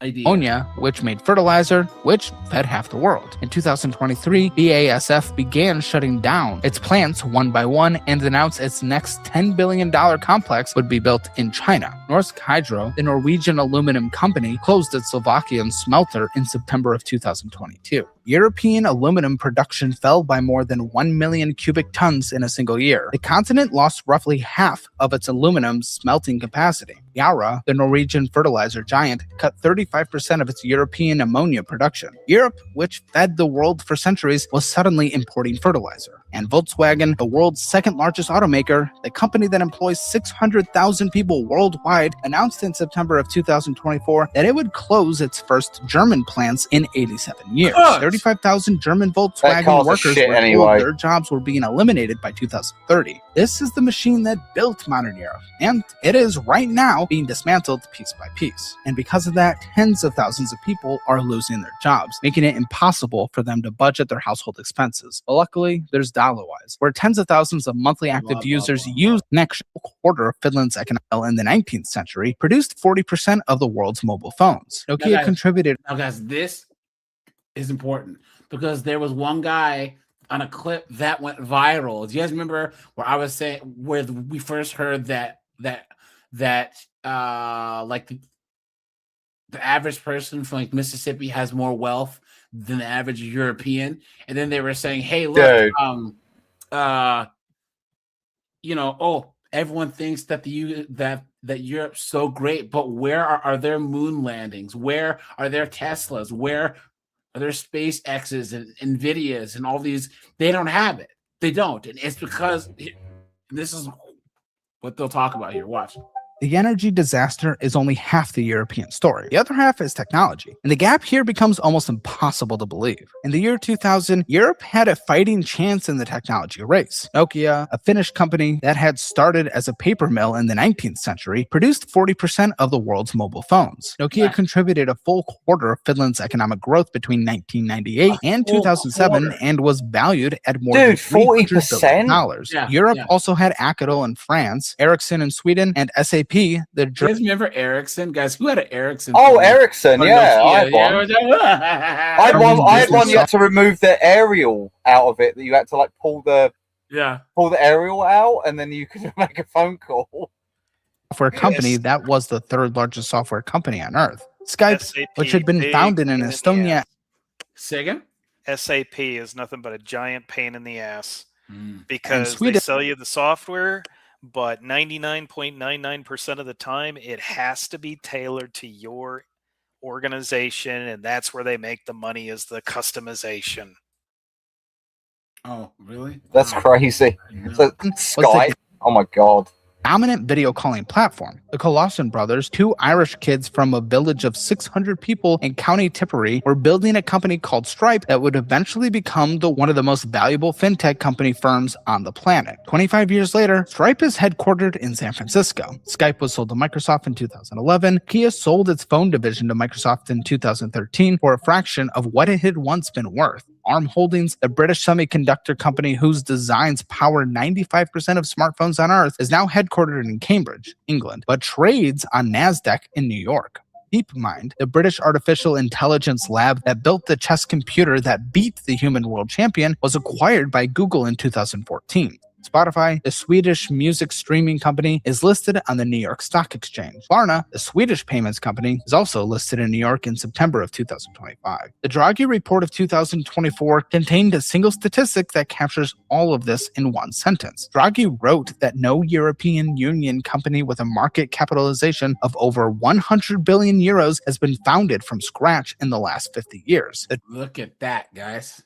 What's the harmonization factor in all of those companies right there, AJ? It's the USA. Yeah, well, they're in a business-friendly country. And guys, a friend of mine's Ethiopian. He said people go, "Oh, the reason why Africa's poor is because of racism." No, it's not. The reason why Africa's poor is because those countries are not business-friendly. No, if you are a foreign investor, you are going to pay 25, 35, 40% business tax. And then there's no guarantee of your business being safe. So like if you come to the United States and you set up a business, you can get insurance, you can get there's the police you can call if your business is getting robbed.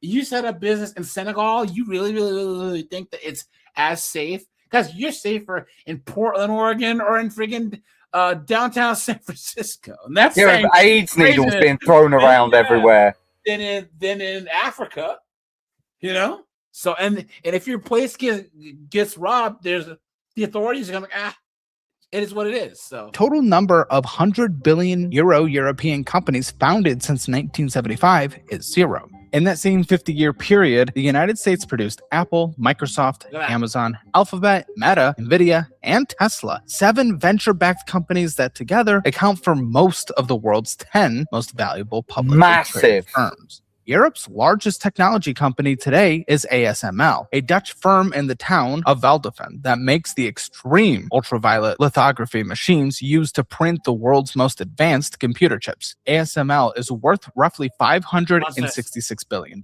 which sounds like a lot of money, but set that against Nvidia, which as of April 2026 is worth $4.5 trillion. ASML is worth about an eighth. Nvidia alone is worth twice the entire German DAX stock index. Look, you see twice of the German stock index. That's everything. Yeah. One company in the US. Apple alone is worth more than the entire French CAC 40. The combined market capitalization of what's this, guys? What American investors call the Magnificent Seven, the 7 largest American technology companies, exceeds $18 trillion. The entire European Union's GDP is $19 trillion. Holy smokes!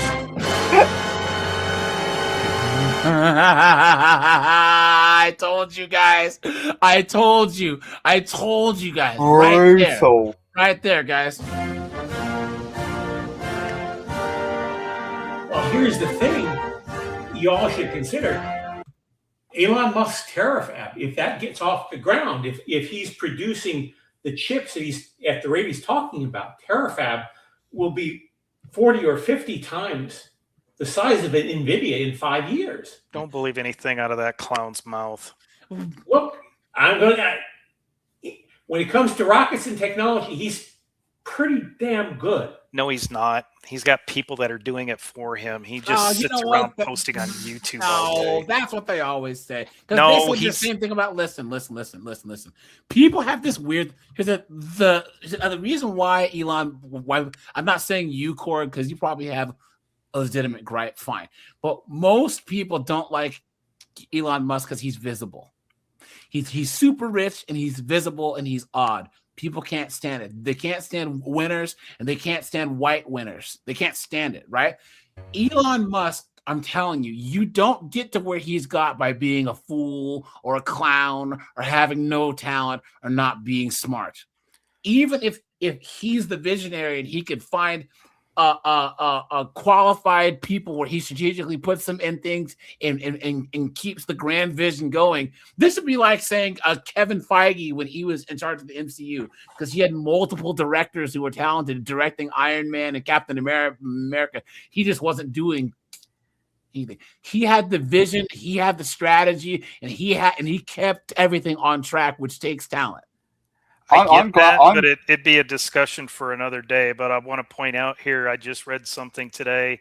If you had invested $1,000 in NVIDIA back in 2005, you'd have 1.4 million today. That's crazy. Dude. Hey, how about Starbucks, right? Guys, the original Starbucks is super small. The first 300 people who invested, they're all millionaires. There was a story that you guys can find. You Google it enough. This lady's granddad died or whatever, and she was going through his stuff. And guys, they found 12 of the original Sears shares. Jeez. The OG ones. This is like 2008 or 2009. So of the original ones from the early 90s, and they were worth multi millions. Well, in Microsoft, when it in the 90s, it was every other quarter. It seemed like they were having a stock split. Yeah. And Microsoft created more millionaires who were just everyday workers. Most of early Microsoft employees from the 90s were retiring before 2010. Oh, yeah. Oh, wow. Yeah, but capitalism's evil. It causes nothing but harm. Yeah. Hurts people. Yeah. I gotta say though, like on the subject of Elon Musk, guys, like, I know he's a very controversial figure. But like, I've got to say, like, him talking about the grooming gangs and him allowing on X to like people to speak freely.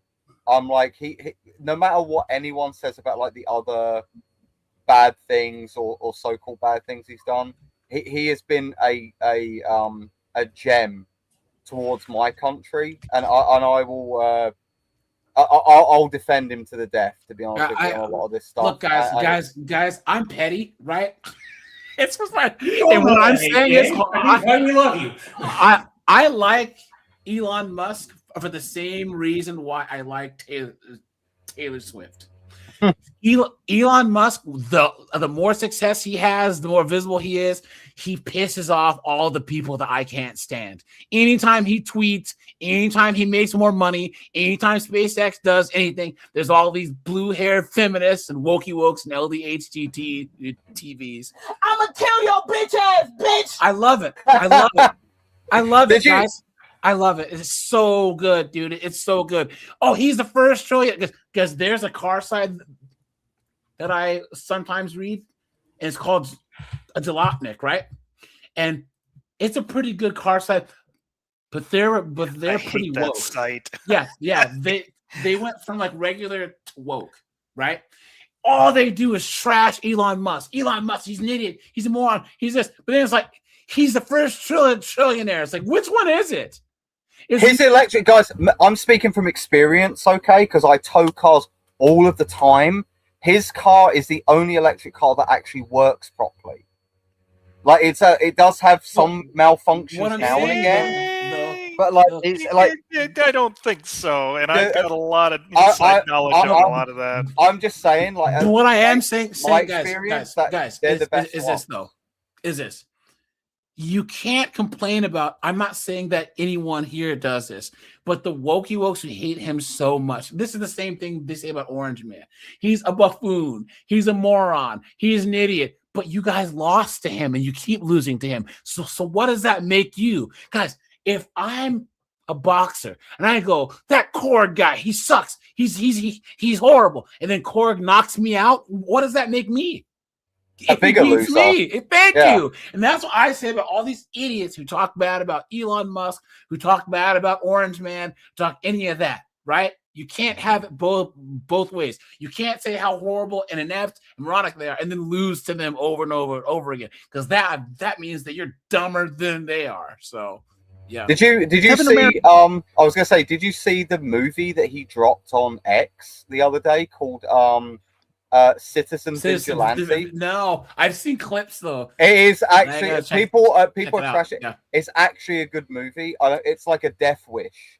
If you like 80s kind of like revenge movies, this is what this movie is, just with like a modern twist.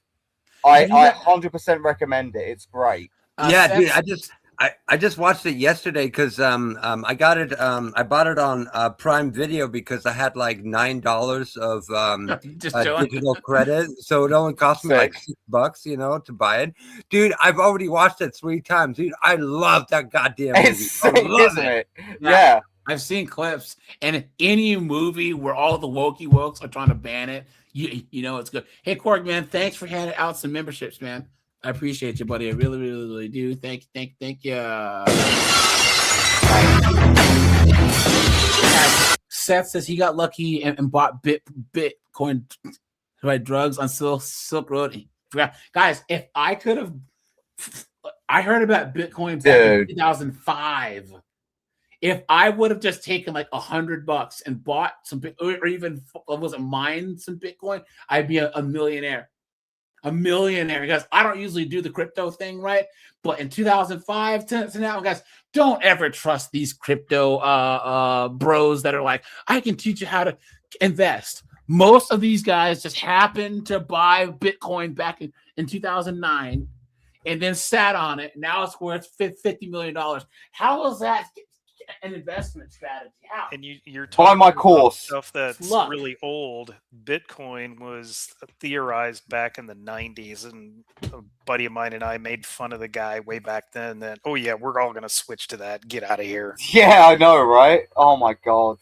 I wish I'd have bought some. Companies are worth almost as much as the annual economic output of 27 European countries combined. And this divergence comes back, again, to 100 small choices. Venture capital tells the first part of the story. In 2024, American venture capitalists invested roughly $250 billion into American startups. European venture capitalists invested roughly $45 billion into European startups. 5 to 6 times more venture capital flowed into American technology in a single year. American pension funds put almost 2% of their assets. Hey guys, anyone who wants to call in, guys, just hit the stream your link at the bottom. Into venture capital, while European pension funds put 0.01%. This is the capital that mints new technology companies, and almost all of it sits on the American side of the Atlantic. In 2018, the European Union passed the General Data Protection Regulation, known as GDPR. The law was written to protect European citizens from corporate data collection. In practice, the law also became a hammer blow to European technology startups. A peer-reviewed study published by the National Bureau of Economic Research found that GDPR reduced venture capital deals led by American investors in Europe by more than 20%. The largest technology companies in the world, meaning American companies like Google and Meta, could afford the enormous compliance costs of GDPR. But small European technology startups couldn't. You guys, do you remember in the 2000s when Microsoft was told not to include Media Player in Windows Office because or in the Windows platform because it would monopolize the Media Player market, and they did it anyways and just ate the like $700 million fine. They said, we'll just pay it. We'll just play it. Yeah, exactly. Yeah, we'll just play it. It's all good. Yeah, and everyone just went and bought it. I remember I went and bought one. What is a fine? Yeah, just write it off. No, a fine means it's legal for a price. Yeah. Oh yeah. Yep. Good one. I like that. I'll have to remember it. PR was supposed to tame American technology. Instead, it consolidated American technology's position in Europe and destroyed the European startups trying to compete. The Digital Markets Act followed in 2023. The Artificial Intelligence Act followed in 2024. Of the 7 companies the European Commission officially designated as so-called digital gatekeepers under the Digital Markets Act, 6 are American, and 1, ByteDance, which still owns a stake in TikTok, is Chinese. 0 are European. Mario Draghi, writing his 2024 report on competitiveness, noted that the European Union has 27 separate national governments, 24 official languages, and 27 different legal systems. An American software company can reach 335 million American consumers on day one under one legal framework. A European software company founded in Berlin has to navigate 27 different legal systems to reach a similar audience. The International Monetary Fund has calculated that internal barriers within the European single market are equivalent to a 45% tariff on goods and a 45% tariff. 45%. Cooked. But guys, they have free healthcare. 10% it's not free. Services. I don't want to hear about Orange Man bad in tariffs. I really don't. Guys, they have free college. Europe, which spent decades lecturing the They world don't put Red 40 in their food. about the benefits of free trade, has built internal trade barriers on services that are higher than any developed country maintains against foreign imports. Between 2015 and 2024, roughly 57% of European startup founders who chose to relocate chose the United States. The people who built these companies do not come out of nowhere. They come out of universities. And the university gap between the United States and Europe is one of the most overlooked parts of this entire story. Now, guys, Harvard University. This part I did not know at all. This is crazy. Watch this. University in Cambridge, Massachusetts has an endowment of $53 billion. Yale holds $41 billion, Stanford $37 billion, and Princeton holds $34 billion. The top 20 American university endowments average $18 billion each. Oxford and Cambridge in the United Kingdom, the two oldest and most famous universities in the English-speaking world, have endowments of roughly £8 billion each. Oxford's endowment is about 1/5 the size of Harvard's. Look at Yeah, and you know what aggravates me is why does Harvard get money from the federal government? I don't get it. Because Exactly. it can. Yeah. Yep. You can. All those colleges right there have those big endowments, but yet your tax dollars go to support them every single year. And Orange Man was trying to shut that down, and that was one thing I really agreed with. Well, I can tell you, look at like Penn State. Their football program on what is the revenue?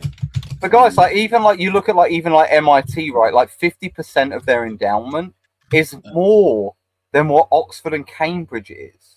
Okay, like it's crazy. The Penn State football program, their revenue was $146 million. That's their operating revenue. But what is what's the hold on. No. Penn State athletics generates over $1 billion a year. $1 billion. I am just that's billion. what Oxford does for just one college's basically football program, because everything else in Penn State is an appendage to that. Yeah. Hold on 1 second. Let's see.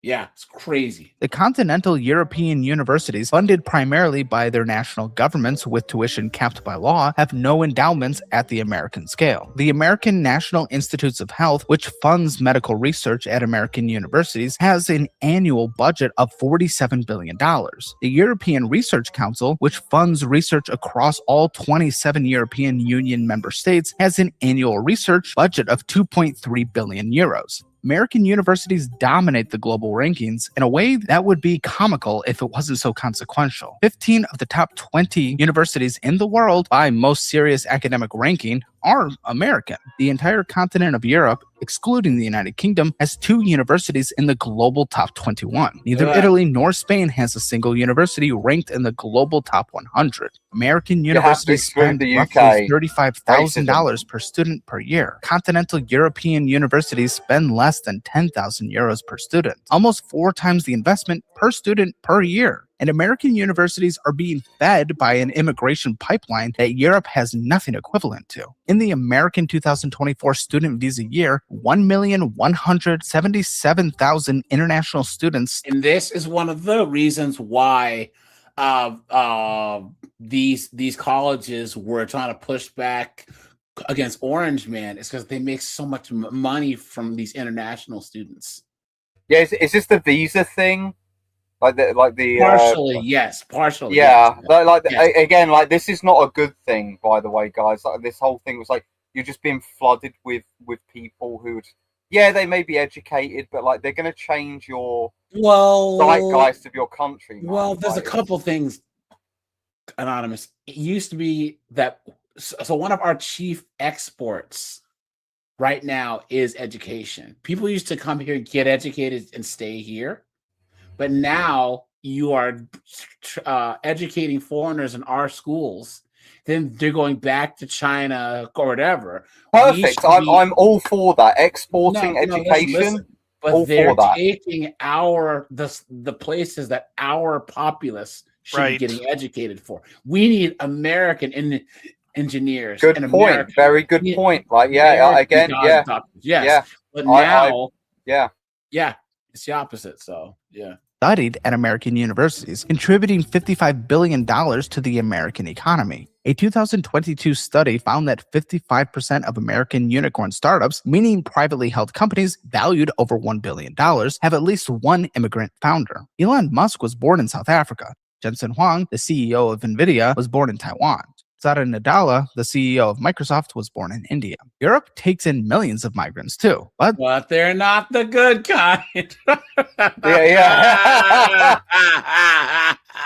That's why, guys, Colin, Trent, Cord, you guys, isn't it crazy that like Anonymous and Omni and all the Canadians have a different view of Indians than we have here? Yeah. Because guys, what's the Indian stereotype here, right? If you have an Indian neighbor, they're doctors and lawyers and or they own 7-Elevens, right? You know what I'm saying? Those are the Indians we have here. But the Indians that are up in Canada or that are in the UK, oh no. I always think like the American like Indian is like Apu from The Simpsons, where he's like he owns his own business. He has a family. He's a computer expert. Yeah. It's like that every positive stereotype that you could have for an Indian guy. Yeah. That's what Apu is, even though they got rid of him in the show. God knows why. But like but you can't, like, honestly, where I live, you go to Surrey, where a lot of Indians live, man. Nobody speaks English. There's a bunch of garbage everywhere. Like this, it's a dump, dude. Yeah. Someone has said that the Indians that we get here are from specific, like higher, class, higher class areas, and then you guys. Someone has said in the chat the other day, the areas that the Canadians get them from is not the best. So yeah, we get them for they have the poo like the elephant poo flying festival. That's in India. That's so gross. In 2015, at the peak of the Syrian civil war, more than 1.3 million people applied for asylum in European Union countries in a single year. Germany alone, under Chancellor Angela Merkel, took in roughly 890,000 applicants. And Poland said, "Hail to the no, to the no." No, they were like, "Get out." No. Yeah, Poland said, "Get out. We don't want you here." And sure enough, look at how Poland's going compared to no attacks from bad people, like no like grape gangs, none of this stuff. Like Poland is like a godsend in Europe. It's crazy. Yeah. God bless Poland. Mostly from Syria, Afghanistan, and Iraq. Merkel declared, translated into English, quote, "We can do this." 78% of unemployed immigrants in Germany in a recent analysis lacked any vocational qualification, compared to 38% of unemployed native Germans. Germany's famously effective dual apprenticeship training system, which turns teenagers into skilled electricians and mechanics and welders, is extremely difficult to enter without near-native German language fluency. Immigrant children underperform on European academic tests at rates that have not meaningfully improved in a decade. The political consequences have been enormous. In 2016, the United Kingdom voted to leave the European Union outright, a decision driven primarily by migration concerns. Alternative for Germany, founded as a fringe anti-Euro party in 2013, became the second largest party in the Bundestag in 2025 and won the state of Thuringia outright in September of 2024, the first outright victory by a further right party in a German state election since the Second World War. In Italy, Giorgia Meloni became the first further-right Italian prime minister since Mussolini. The Sweden Democrats became the second largest party in Sweden. Geert Wilders won the Netherlands. In Austria, the Freedom Party won. America took the skilled immigrants while Europe absorbed the humanitarian caseload. The economic results split along the same lines. In America, 100,000 Indian software engineers on H-1B visas, each earning $200,000 a year at Google, generated tens of billions of dollars in tax revenue and built some of the most valuable companies on earth. In Europe, the millions of Syrian and Afghan asylum seekers who arrived after 2015, most of whom could not speak the local language and lacked the credentials to enter the regulated... Look at that, guys. Oh, you mean the dregs? Just standing around, right? What could possibly go wrong seeing something like this? You guys know what I see? This is the equivalent of seeing a bunch of nugs standing around. In the same way, I would never ever go to a place where the majority of people look like me, guys. I'm not going to a place where the majority of people look like me. They're sitting there, AJ, waiting for time to happen. Oh well, That's- no, no. Because remember, over time, these men start getting restless, and that's when. Oh yeah. Yeah. Yeah. You know what's the old saying where it's like you know, idle hands are the devil's playthings, man. Well, guys, do you know why there's been such an increase in white men dating Latin women? Because the white women are mental. What? No. When they deport Hispanics, what sex do they usually deport the most of first? The men. Men, yeah. Thank you very much. Ah, I didn't know that. Large swathes of Hispanic men who were.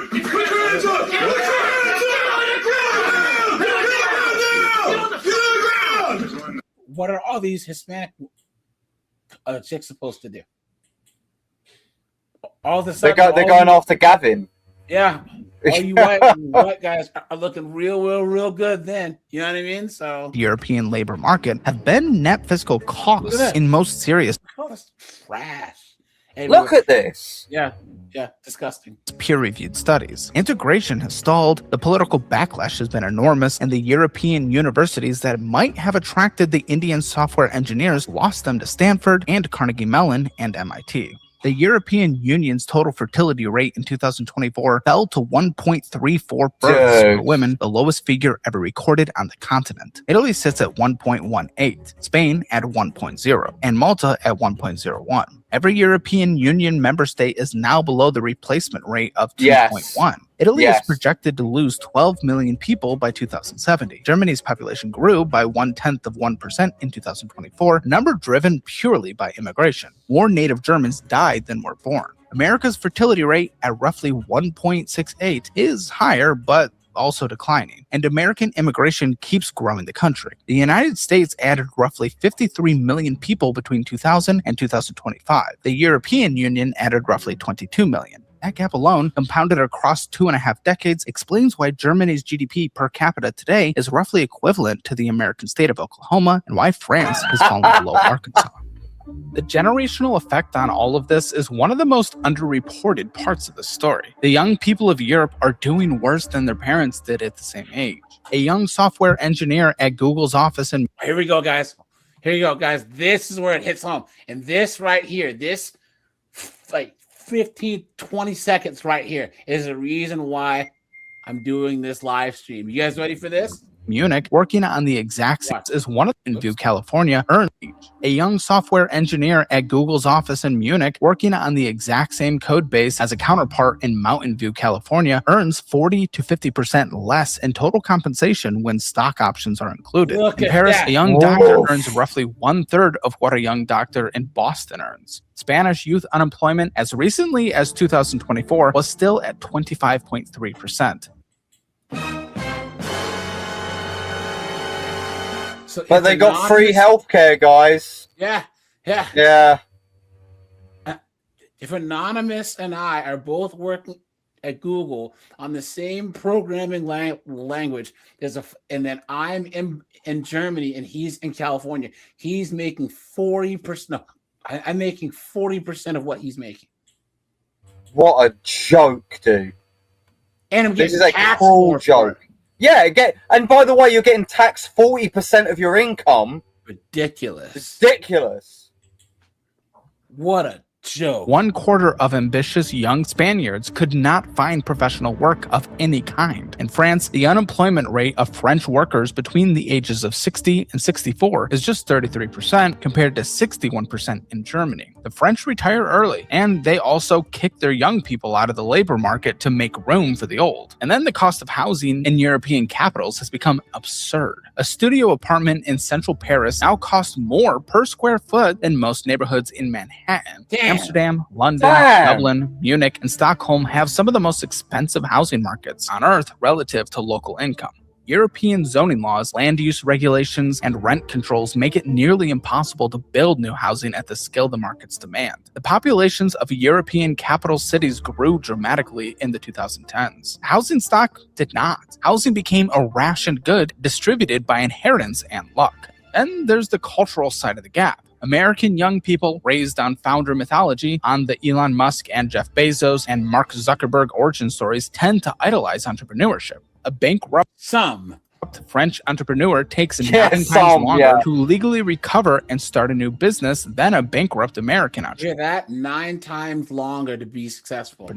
Donald Trump's companies have filed for Chapter 11 bankruptcy protection 6 times, but he was elected president of the United States twice. If a French entrepreneur had filed for Chapter 11 6 times, he would be permanently blacklisted from running any business, let alone from holding public office. Silicon Valley startups hand out stock options to every engineer they hire. European startups, legally and culturally, do not. A software engineer at an early stage American company can That means the government gets involved in what you're allowed to have in your life when it's a mutual beneficial to you and the company.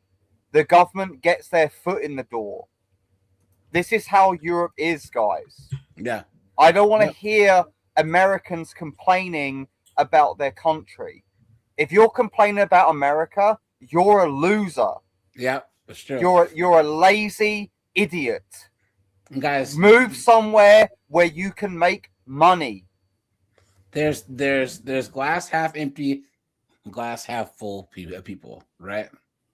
Guys, the people who tend to work hard, who say, you know what, I'll accept every single bad thing that you say about or whatever. Now what? I'm gonna move ahead anyways, right? Don't have to be a tech guy. You don't have to be in all of these industries. Go and do something else. There are winners and there's losers. What I'm saying is that right now, the loudest people due to social media are the losers. The lazy, good for nothing naysayers who, for some reason, privilege is invisible to those who have it, right? And they want to somehow make being a loser the default. They want to say, you guys have seen that one, what is it called, the equity chart on Well, it's like, guys, I'm not joking, guys. I moved from the UK to Canada, which I consider part of the North American mindset, right? And it's like, I moved here with nothing, no money whatsoever, right? And it's like, I'm borderline almost in my own place, like to own my own home. Okay, so this is the miracle of like North America. North America is like the greatest place you could possibly be. I would say probably America is probably a bit better than Canada because of the way their financial structures worked out. But it's like, if you cannot do well just by working hard, you're an idiot. Yeah. You're lazy. This picture right here is what the wokey wokes use to justify socialism, right? What they don't get is this dude should have known better, that he should have brought another box. So this guy went and got the government to hold a gun to this guy's head and steal the box that he brought. So this guy took this guy's box by force. And somehow it's okay. This guy right here can get another box. Crazy. If he Socialists works hard always enough pick for a it. class enemy. Yes. They always want what other people have. It doesn't make any sense. Guys, there's one thing that I can't stand is when people get stuff that they didn't earn. And that's why I cannot root for the men's U.S. soccer team. I can't. Because the women get half their money. I cannot support that because the women are going to get money that they didn't work for.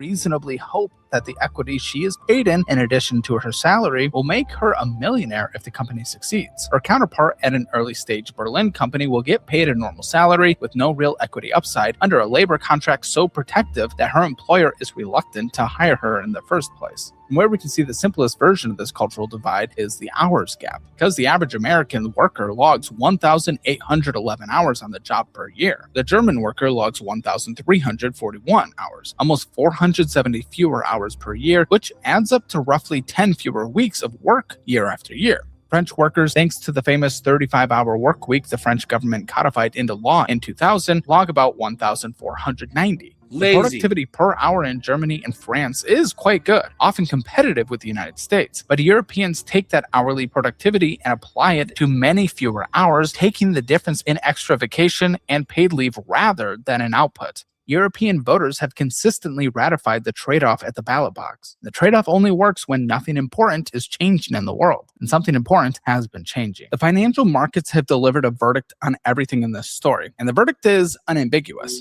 Since the year 2000, the American S&P 500 stock index has returned roughly 500% to investors, including dividends. Look says what? The Euro Stoxx 50, which tracks the 50 largest companies in the Eurozone, has returned, in price terms, roughly 0% over the Look at stagnant. Look at stagnant. that. Nothing. If you invest in Europe, guys, you are flushing your money down the toilet. Is that even inflation adjusted? Oh, Yes. that's a good point. Yeah, I think That's a in fact, very good you're point. losing money if it's not inflation adjusted. You're losing money. Yeah. Yep. same 25-year stretch. A European investor who bought a diversified basket of European stocks in 2000 would be at exactly the same dollar value today, before dividends. An American investor who did the same thing would be 6 times richer. The Italian FTSE MIB index is still well below its 2000 peak. 25 years of flat returns in Europe. 58% of American households own stocks, either directly or through retirement accounts. In Germany, the stock ownership rate sits around 20%, and in Italy, the rate runs closer to 15%. American households feel the benefit of a rising Interesting. stock The market two immediately through their countries. 401k retirement accounts and individual retirement accounts, which automatically pour a portion of every American paycheck into equities. European savings sit in low-yield bank deposits and national government bonds and feel nothing. Europe's trade body for money managers, the European Fund and Asset Management Association, has estimated that European households forfeited roughly 1 to 2 trillion euros over 11 years by not investing in equities. The cumulative result of this capital allocation gap is that American public markets are now roughly 5 times larger than European public markets. The United States accounts for about 65% of global stock market capitalization. The European Union accounts for roughly 12%. Europe has 27 national stock exchanges, 35 separate listing venues, and 0 unified capital markets. Every attempt to build a capital markets union since 2015 has failed in the face of national resistance. Now, cooked. I told you guys, cooked. And the Europeans, oh, you stupid Americans and your guns. Oh God! Don't even get me started on I this. don't know how to play football. What is wrong with you stupid Americans? Yeah, please. And by the way, Yeah, Korg, I don't know. Korg, I don't know if you caught it. It was very subtle. He answered your question. That figure was not inflation adjusted. So yes, they are losing money. Losing money. Flushing your money right down the toilet. none of this means the continent is doomed. Europe remains one of the Let an asteroid What is hit he this. smoking? Yeah. Yeah. To determine that was a lie. wealthiest regions on Earth. Life expectancy in the European Union stands at roughly 82 years, against 79 in the United States, and parts of the continent hold genuine islands of excellence. Norway has accumulated a sovereign wealth fund worth $2.1 trillion in late 2025. But once again, they don't count because they have that oil money. You know what I'm saying? They have And that also, oil they money. don't have the euro. Norway doesn't have the euro, from what I understand. It's the same as the UK. It's like I noticed that in the stats that in that last video, in the last caption that the video had, is that they had countries in there didn't include the UK, and it had like I think it was Norway or somewhere like that. Was that they don't include the euro? Yeah, And it's like there's the pound. It doesn't include the same country. So the same group of countries. About $340,000 for every Norwegian on Earth, built off disciplined management of North Sea oil revenues. Poland has grown so fast over the last 2 decades that Warsaw is now a more modern city than many German cities, and the International Monetary Fund projects Poland to overtake Japan in GDP per capita by Did you guys know that? 2030. Look at that. Poland's going to overtake Japan. That's crazy. Corporate tax strategy turned Dublin into the European headquarters for half of American big tech. Switzerland, though technically outside the European Union, remains one of the most innovative economies on Earth. After Russia's 2022 invasion of Ukraine, European militaries, which had spent the entire post-Cold War era shrinking, began to rearm. By 2025, all 32 NATO members met the 2% of GDP defense spending target that had been agreed to in 2014. Poland became the single highest NATO defense spender at more than 4% of GDP. Germany's Bundestag amended the German constitution in March of 2025. Yeah, right? Yeah. What is unique about Poland? Yeah, they don't allow anyone in who doesn't subscribe to the Western European mindset. No, they don't allow people in, period. Like they're yeah. They have the strictest immigration policy, and they have that one prime minister who was like, but prime minister, what will happen if they cross the border? They will be shot by Yeah, he's just like gunning everyone down personally. Like this. The only thing, Alpha is correct, guys. I can say that like European chicks are better looking than the average American chick, though. 100%. Yeah. Guys, I mean, you go to Denmark, Sweden, Norway, the Netherlands. It's not even close. Yeah. Well, you know what it is. It's like it's Europe's having a famine, and that's all we need in the US. We just need a good famine. Like thin these girls out, and it's like they're, there's no fat people in a famine, guys. Like let's work this out, right? It's a simple math. Corb, what did you say? I said except for the whole bathing thing. Oh yeah. That's true. The hairy armpits. The hairy armpits thing. Yeah. In the famous debt break that had enshrined austerity into German law, specifically to allow unlimited borrowing for defense spending. Friedrich Merz, the new German chancellor as of early 2025, committed Germany to rebuild the Bundeswehr on a scale not seen since reunification. Rheinmetall, the German defense contractor, saw its stock price rise 15-fold between February of 2022 and late 2025. Europe has begun to respond. The response is large. The problem is that Europe is trying to fix everything at once in the middle of the largest geopolitical shock since the Cold War. While its demographic math keeps deteriorating, while its energy costs are structurally higher than its competitors, and while its own population keeps radicalizing against the European project itself. France has had 5 prime ministers in under 2 years. Germany, what I say, it's so easy to vote the prime ministers out.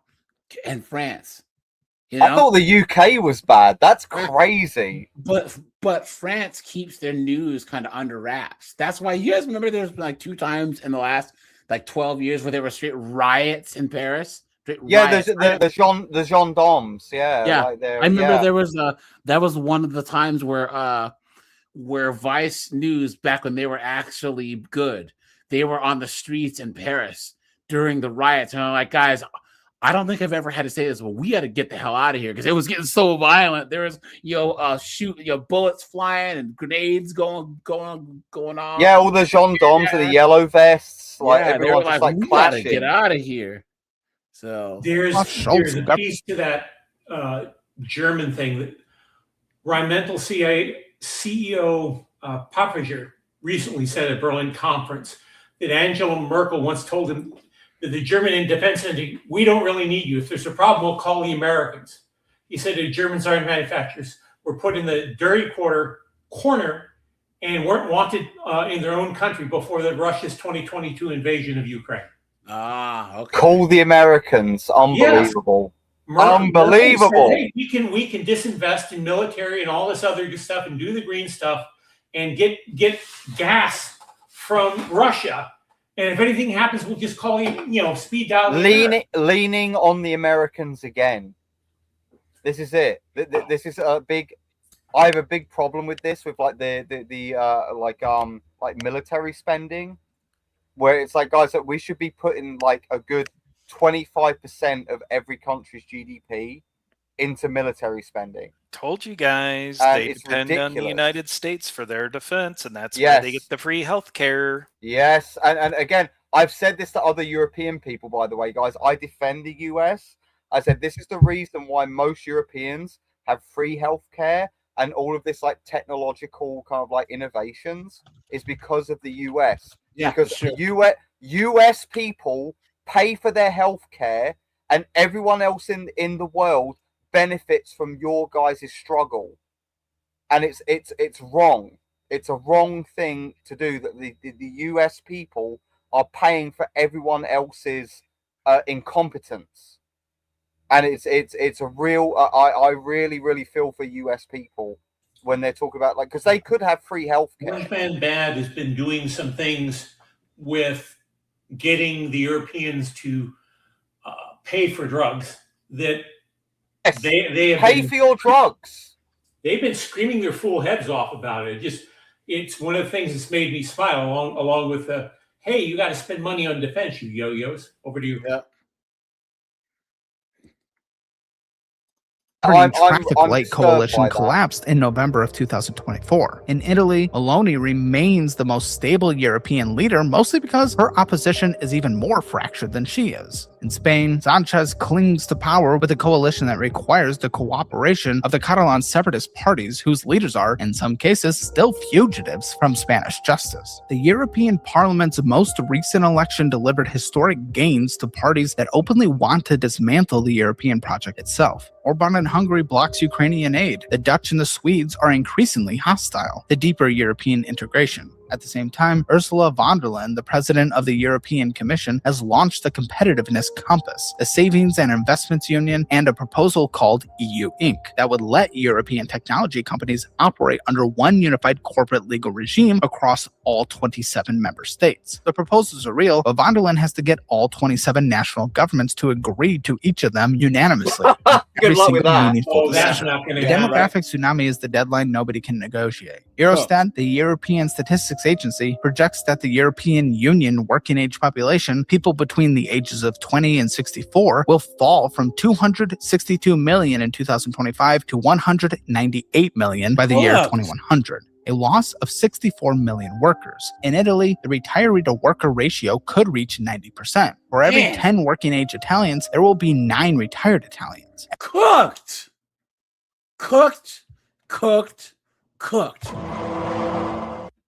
It's the inverse pyramid. Yeah. That's literally it. It's the meme, man. Yeah. The funny thing is, the Chinese are worse off than the Europeans. Oh yeah. The Chinese, the Japanese, and the Koreans.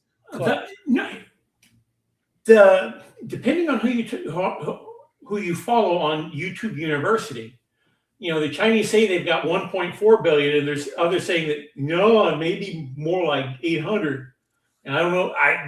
I don't know who to believe, because, frankly, I don't think the Chinese know exactly how many people they have. They've been lying to each other for so long. Well, it depends how many people are working a slave death camp. They don't know. That's part of it. But The I'm just Chinese looking lie. at. There have been people have been gone and, okay, Chinese eat this much salt per capita, and they went in. They ran the economic numbers that at that time they could get from the Communist Chinese, and they came out with numbers that were like 900 million rather than 1.4. And could it have something to do with their one-child policy, where they just like, something to do with that, maybe? Population during the time they had a one-child policy, and that's demographically impossible. And then they have all these other things, like, I don't know if you guys have you heard the term like laying flat, which is laying flat is what the young people do, because there's no chance to get ahead. To bring down the communist regime, and they're very smart to do that. They're like, we're going to choke the government of money. They're very smart to do that because they can't do it any other way. And it's it's guys, genius. Big cow for young Chinese men.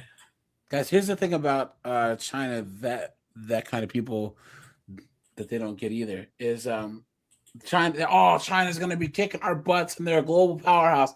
They were growing the economy, but guess what? there's no people to work the jobs. Let's just grant this narrative that China's doing all this foolishness, and they aren't. But there's not enough people to keep up with their industry. It's like they just somehow for the peasant wages that they're giving people too. Yeah, not going to happen. But they didn't plan for the fact that there's no people. Oops, Yeah, because guys, you deleted all of your women, the people that actually have the ability to make other humans.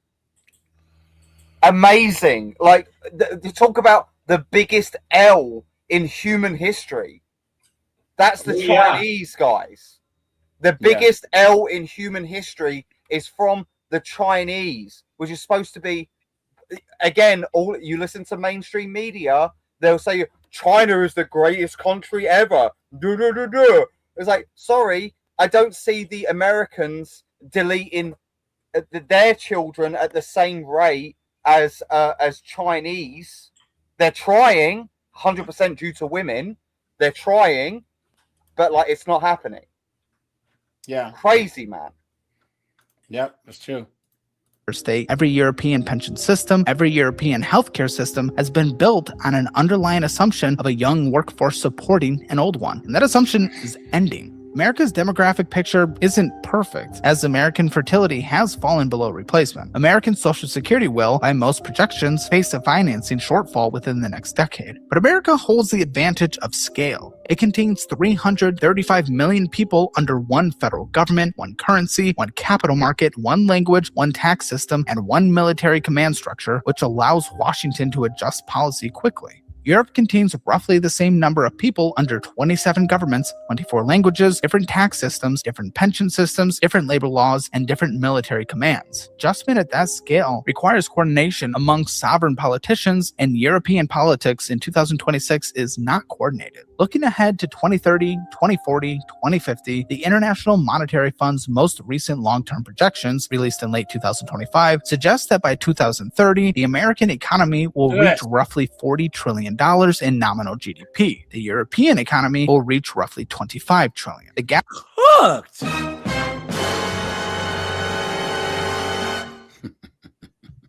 Guys, this is why I invest in mutual funds in the US. Yep. Open up a mutual fund with US stocks, please. I'm honest.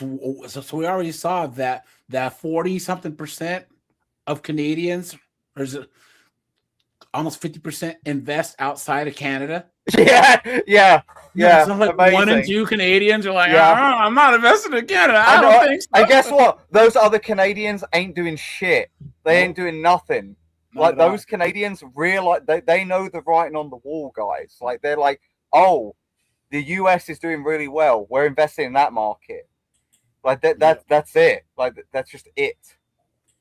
That was $10 trillion in 2024 will grow to $15 trillion by 2030. The Eastern European trillion with a T countries that joined the European Union in 2004 will keep converging. The Western and Southern European countries that anchor the bloc's GDP will keep stagnating. The global center of economic gravity will keep shifting east. By 2050, China and India combined will be larger than the United States, Europe, and Japan combined.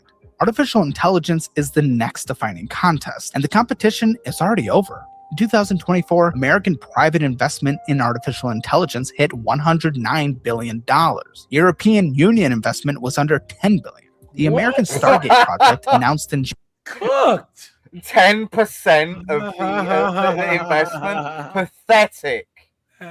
January of 2025 committed $500 billion over 4 years to build AI infrastructure in the United States. By October of 2025, $400 billion of that had already been secured from private investors. Emmanuel Macron announced 109 billion euros of French AI investment in February of 2025, a figure that amounts to a fraction of the American commitment. 70% of the world's foundational AI models have been developed in the United States since 2017. Are you guys shocked? I'm not. 3 American companies, Amazon Web Services, Microsoft Azure, and Google Cloud, control more than 65% of the European cloud computing market. Yeah. Whoa, that's crazy. American companies, Amazon Web Services, Microsoft Azure, and Google Cloud. Of the European cloud market? That's They're all crazy. American. I bet you the other missing like little bit of the pie is like BBC. No, but guys, this is all data storage, ways. Oh, this is not entertainment. I thought it was entertainment. No. No, this is where they park all their damn data. Thank you. You guys know how like you put stuff in the cloud? Not me. What I'm saying is, you know the term. AI is like they're experimenting and it's kind of coming down the line. This is software that's been a proven benefit to everybody. Because guys, data storage is one of the biggest problems that mankind faces. For sure, right now, yeah, especially with big companies. We have more access to information than in the history of mankind. But how do we store it all? Like, what do we do with it all, right? And how do we access it? How do we present it in ways that's useful? How do we analyze things? And that's what cloud architects do, cloud managers do, right? They say this, with all this data coming in, how do we organize it? How do we store it? How do we access it? How do we present it in a way that's palatable, right? Let's just say that, like, anonymous, you're a medium-sized bank in I don't know, the Pacific Northwest. Yeah. Okay. And you want to modernize your systems. And you've been using basic, I don't know, like a OneDrive type thing. Well, you've got like a basement full of like all of their data center, let's just say right? that you're using like shared drives in email. You can go to a cloud base. You can hire Trent, and his company will come in, digitize everything, and then update everything to a cloud-based model where all of your branches, all your employees have access to all this data, almost instantaneous access. And then you can say, well, we have these automatic reports being run. We're going to run this analysis every X amount of weeks and then put these reports out to these people. That's what the cloud does, basically, right? See, this to me, this is the new job market for people in like the Midwest. Yeah, in like Milwaukee and like places like that, where it's cold, where you don't have to, like, especially for like a lot of the time of the year, right? Where it's like you can store these data banks in those areas where there's a lot of land that's cheap, and you can store it there. And actually, this will actually generate a lot of jobs and people like that in those areas that are more deprived. And it's like this is the new job market. What they're doing is, guys, remember, IT is actually a trade. If you get your IT certs, you're the same as a plumber or a mechanic. It's the same thing. You're just getting. Yeah, you're maintaining a thing. You're maintaining it. Or you're building things. Or building you're maintaining things. You have projects that you're working on.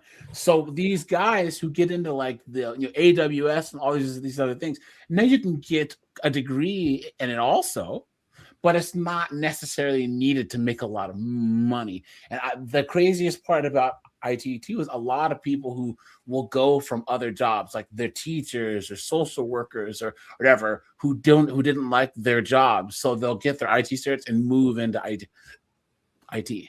If you're an all-round, generally like smart person, you can actually like you can like move into these existing careers. Like, if you can take apart an engine, if you can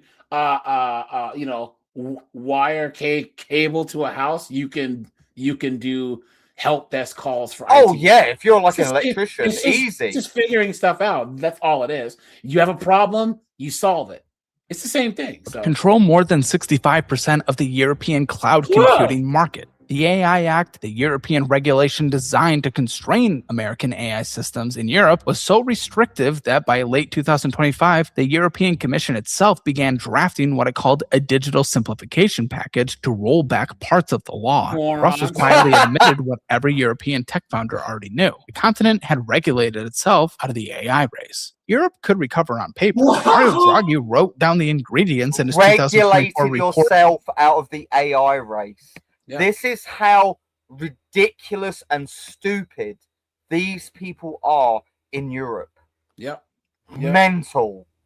Well, they said they were a regulatory superpower, but they didn't realize that they were regulating themselves into the ground. Into obscurity. Insane, man. Like again, like all these people like bitching about the US. Moo, US, moo. It's like, guess what? They're gonna overtake you.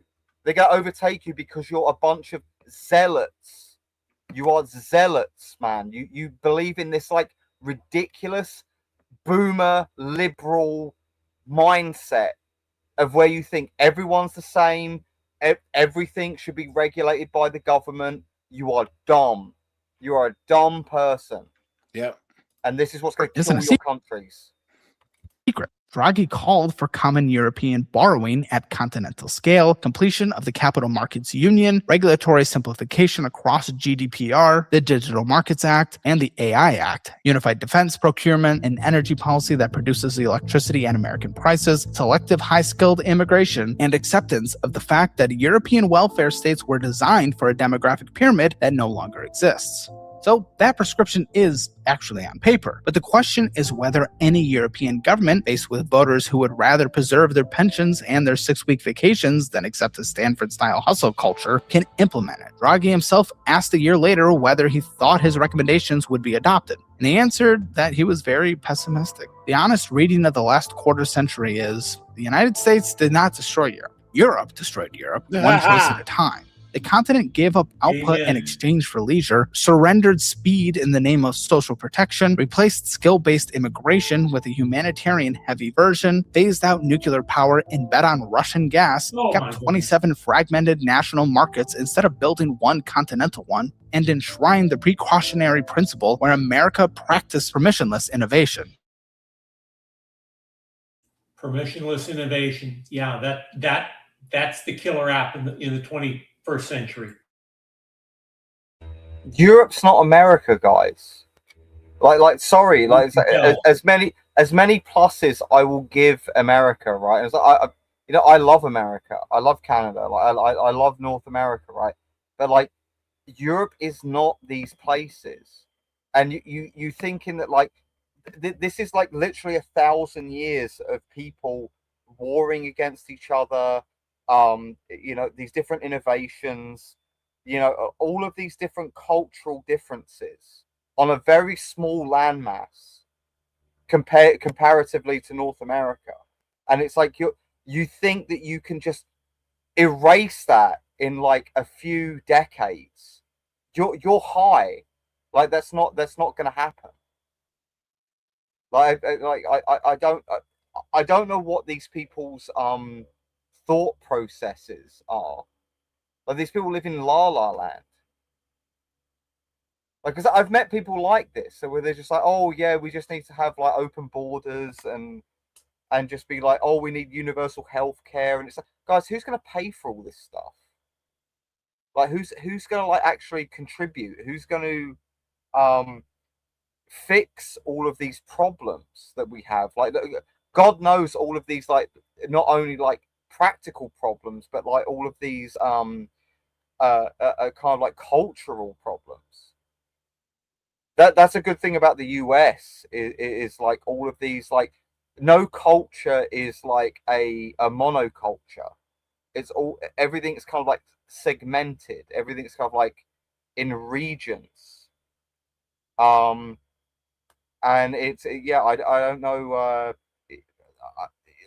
The US is just going to dominate everyone because it takes the best of everything. Hey, it we leaves lost the AJ. worst. We lost AJ. He ain't on the stream right now. Yeah. I'm hoping he can get his internet back up. Should be great. Oh, there Hey, he is. AJ, Okay, we were there talking he about is. you. My power went out again, so I gotta shut this down. Oh, okay. Yeah, I'm on my Hey, AJ, phone. Yeah, I put a link to a map of Western Europe laid over the USA. And if you put that up on the stream to show people, so people can understand how small Europe is compared to America, I think that would yeah. help. You can fit all of Western Europe in the Pacific Northwest. You can fit the UK. I think I read this the other day. You can fit the UK in the US 52 times. Yeah, but basically, Crazy. was it Oregon, Washington, Montana, and Idaho are the size of Western Europe. Yeah, but all right, guys, I'll shut this down. Yeah, sorry about my my internet, guys, but yeah, I'll be live tomorrow, guys. No, yeah. Bye. Thanks a lot, AJ. Thanks, bye. Be safe, AJ.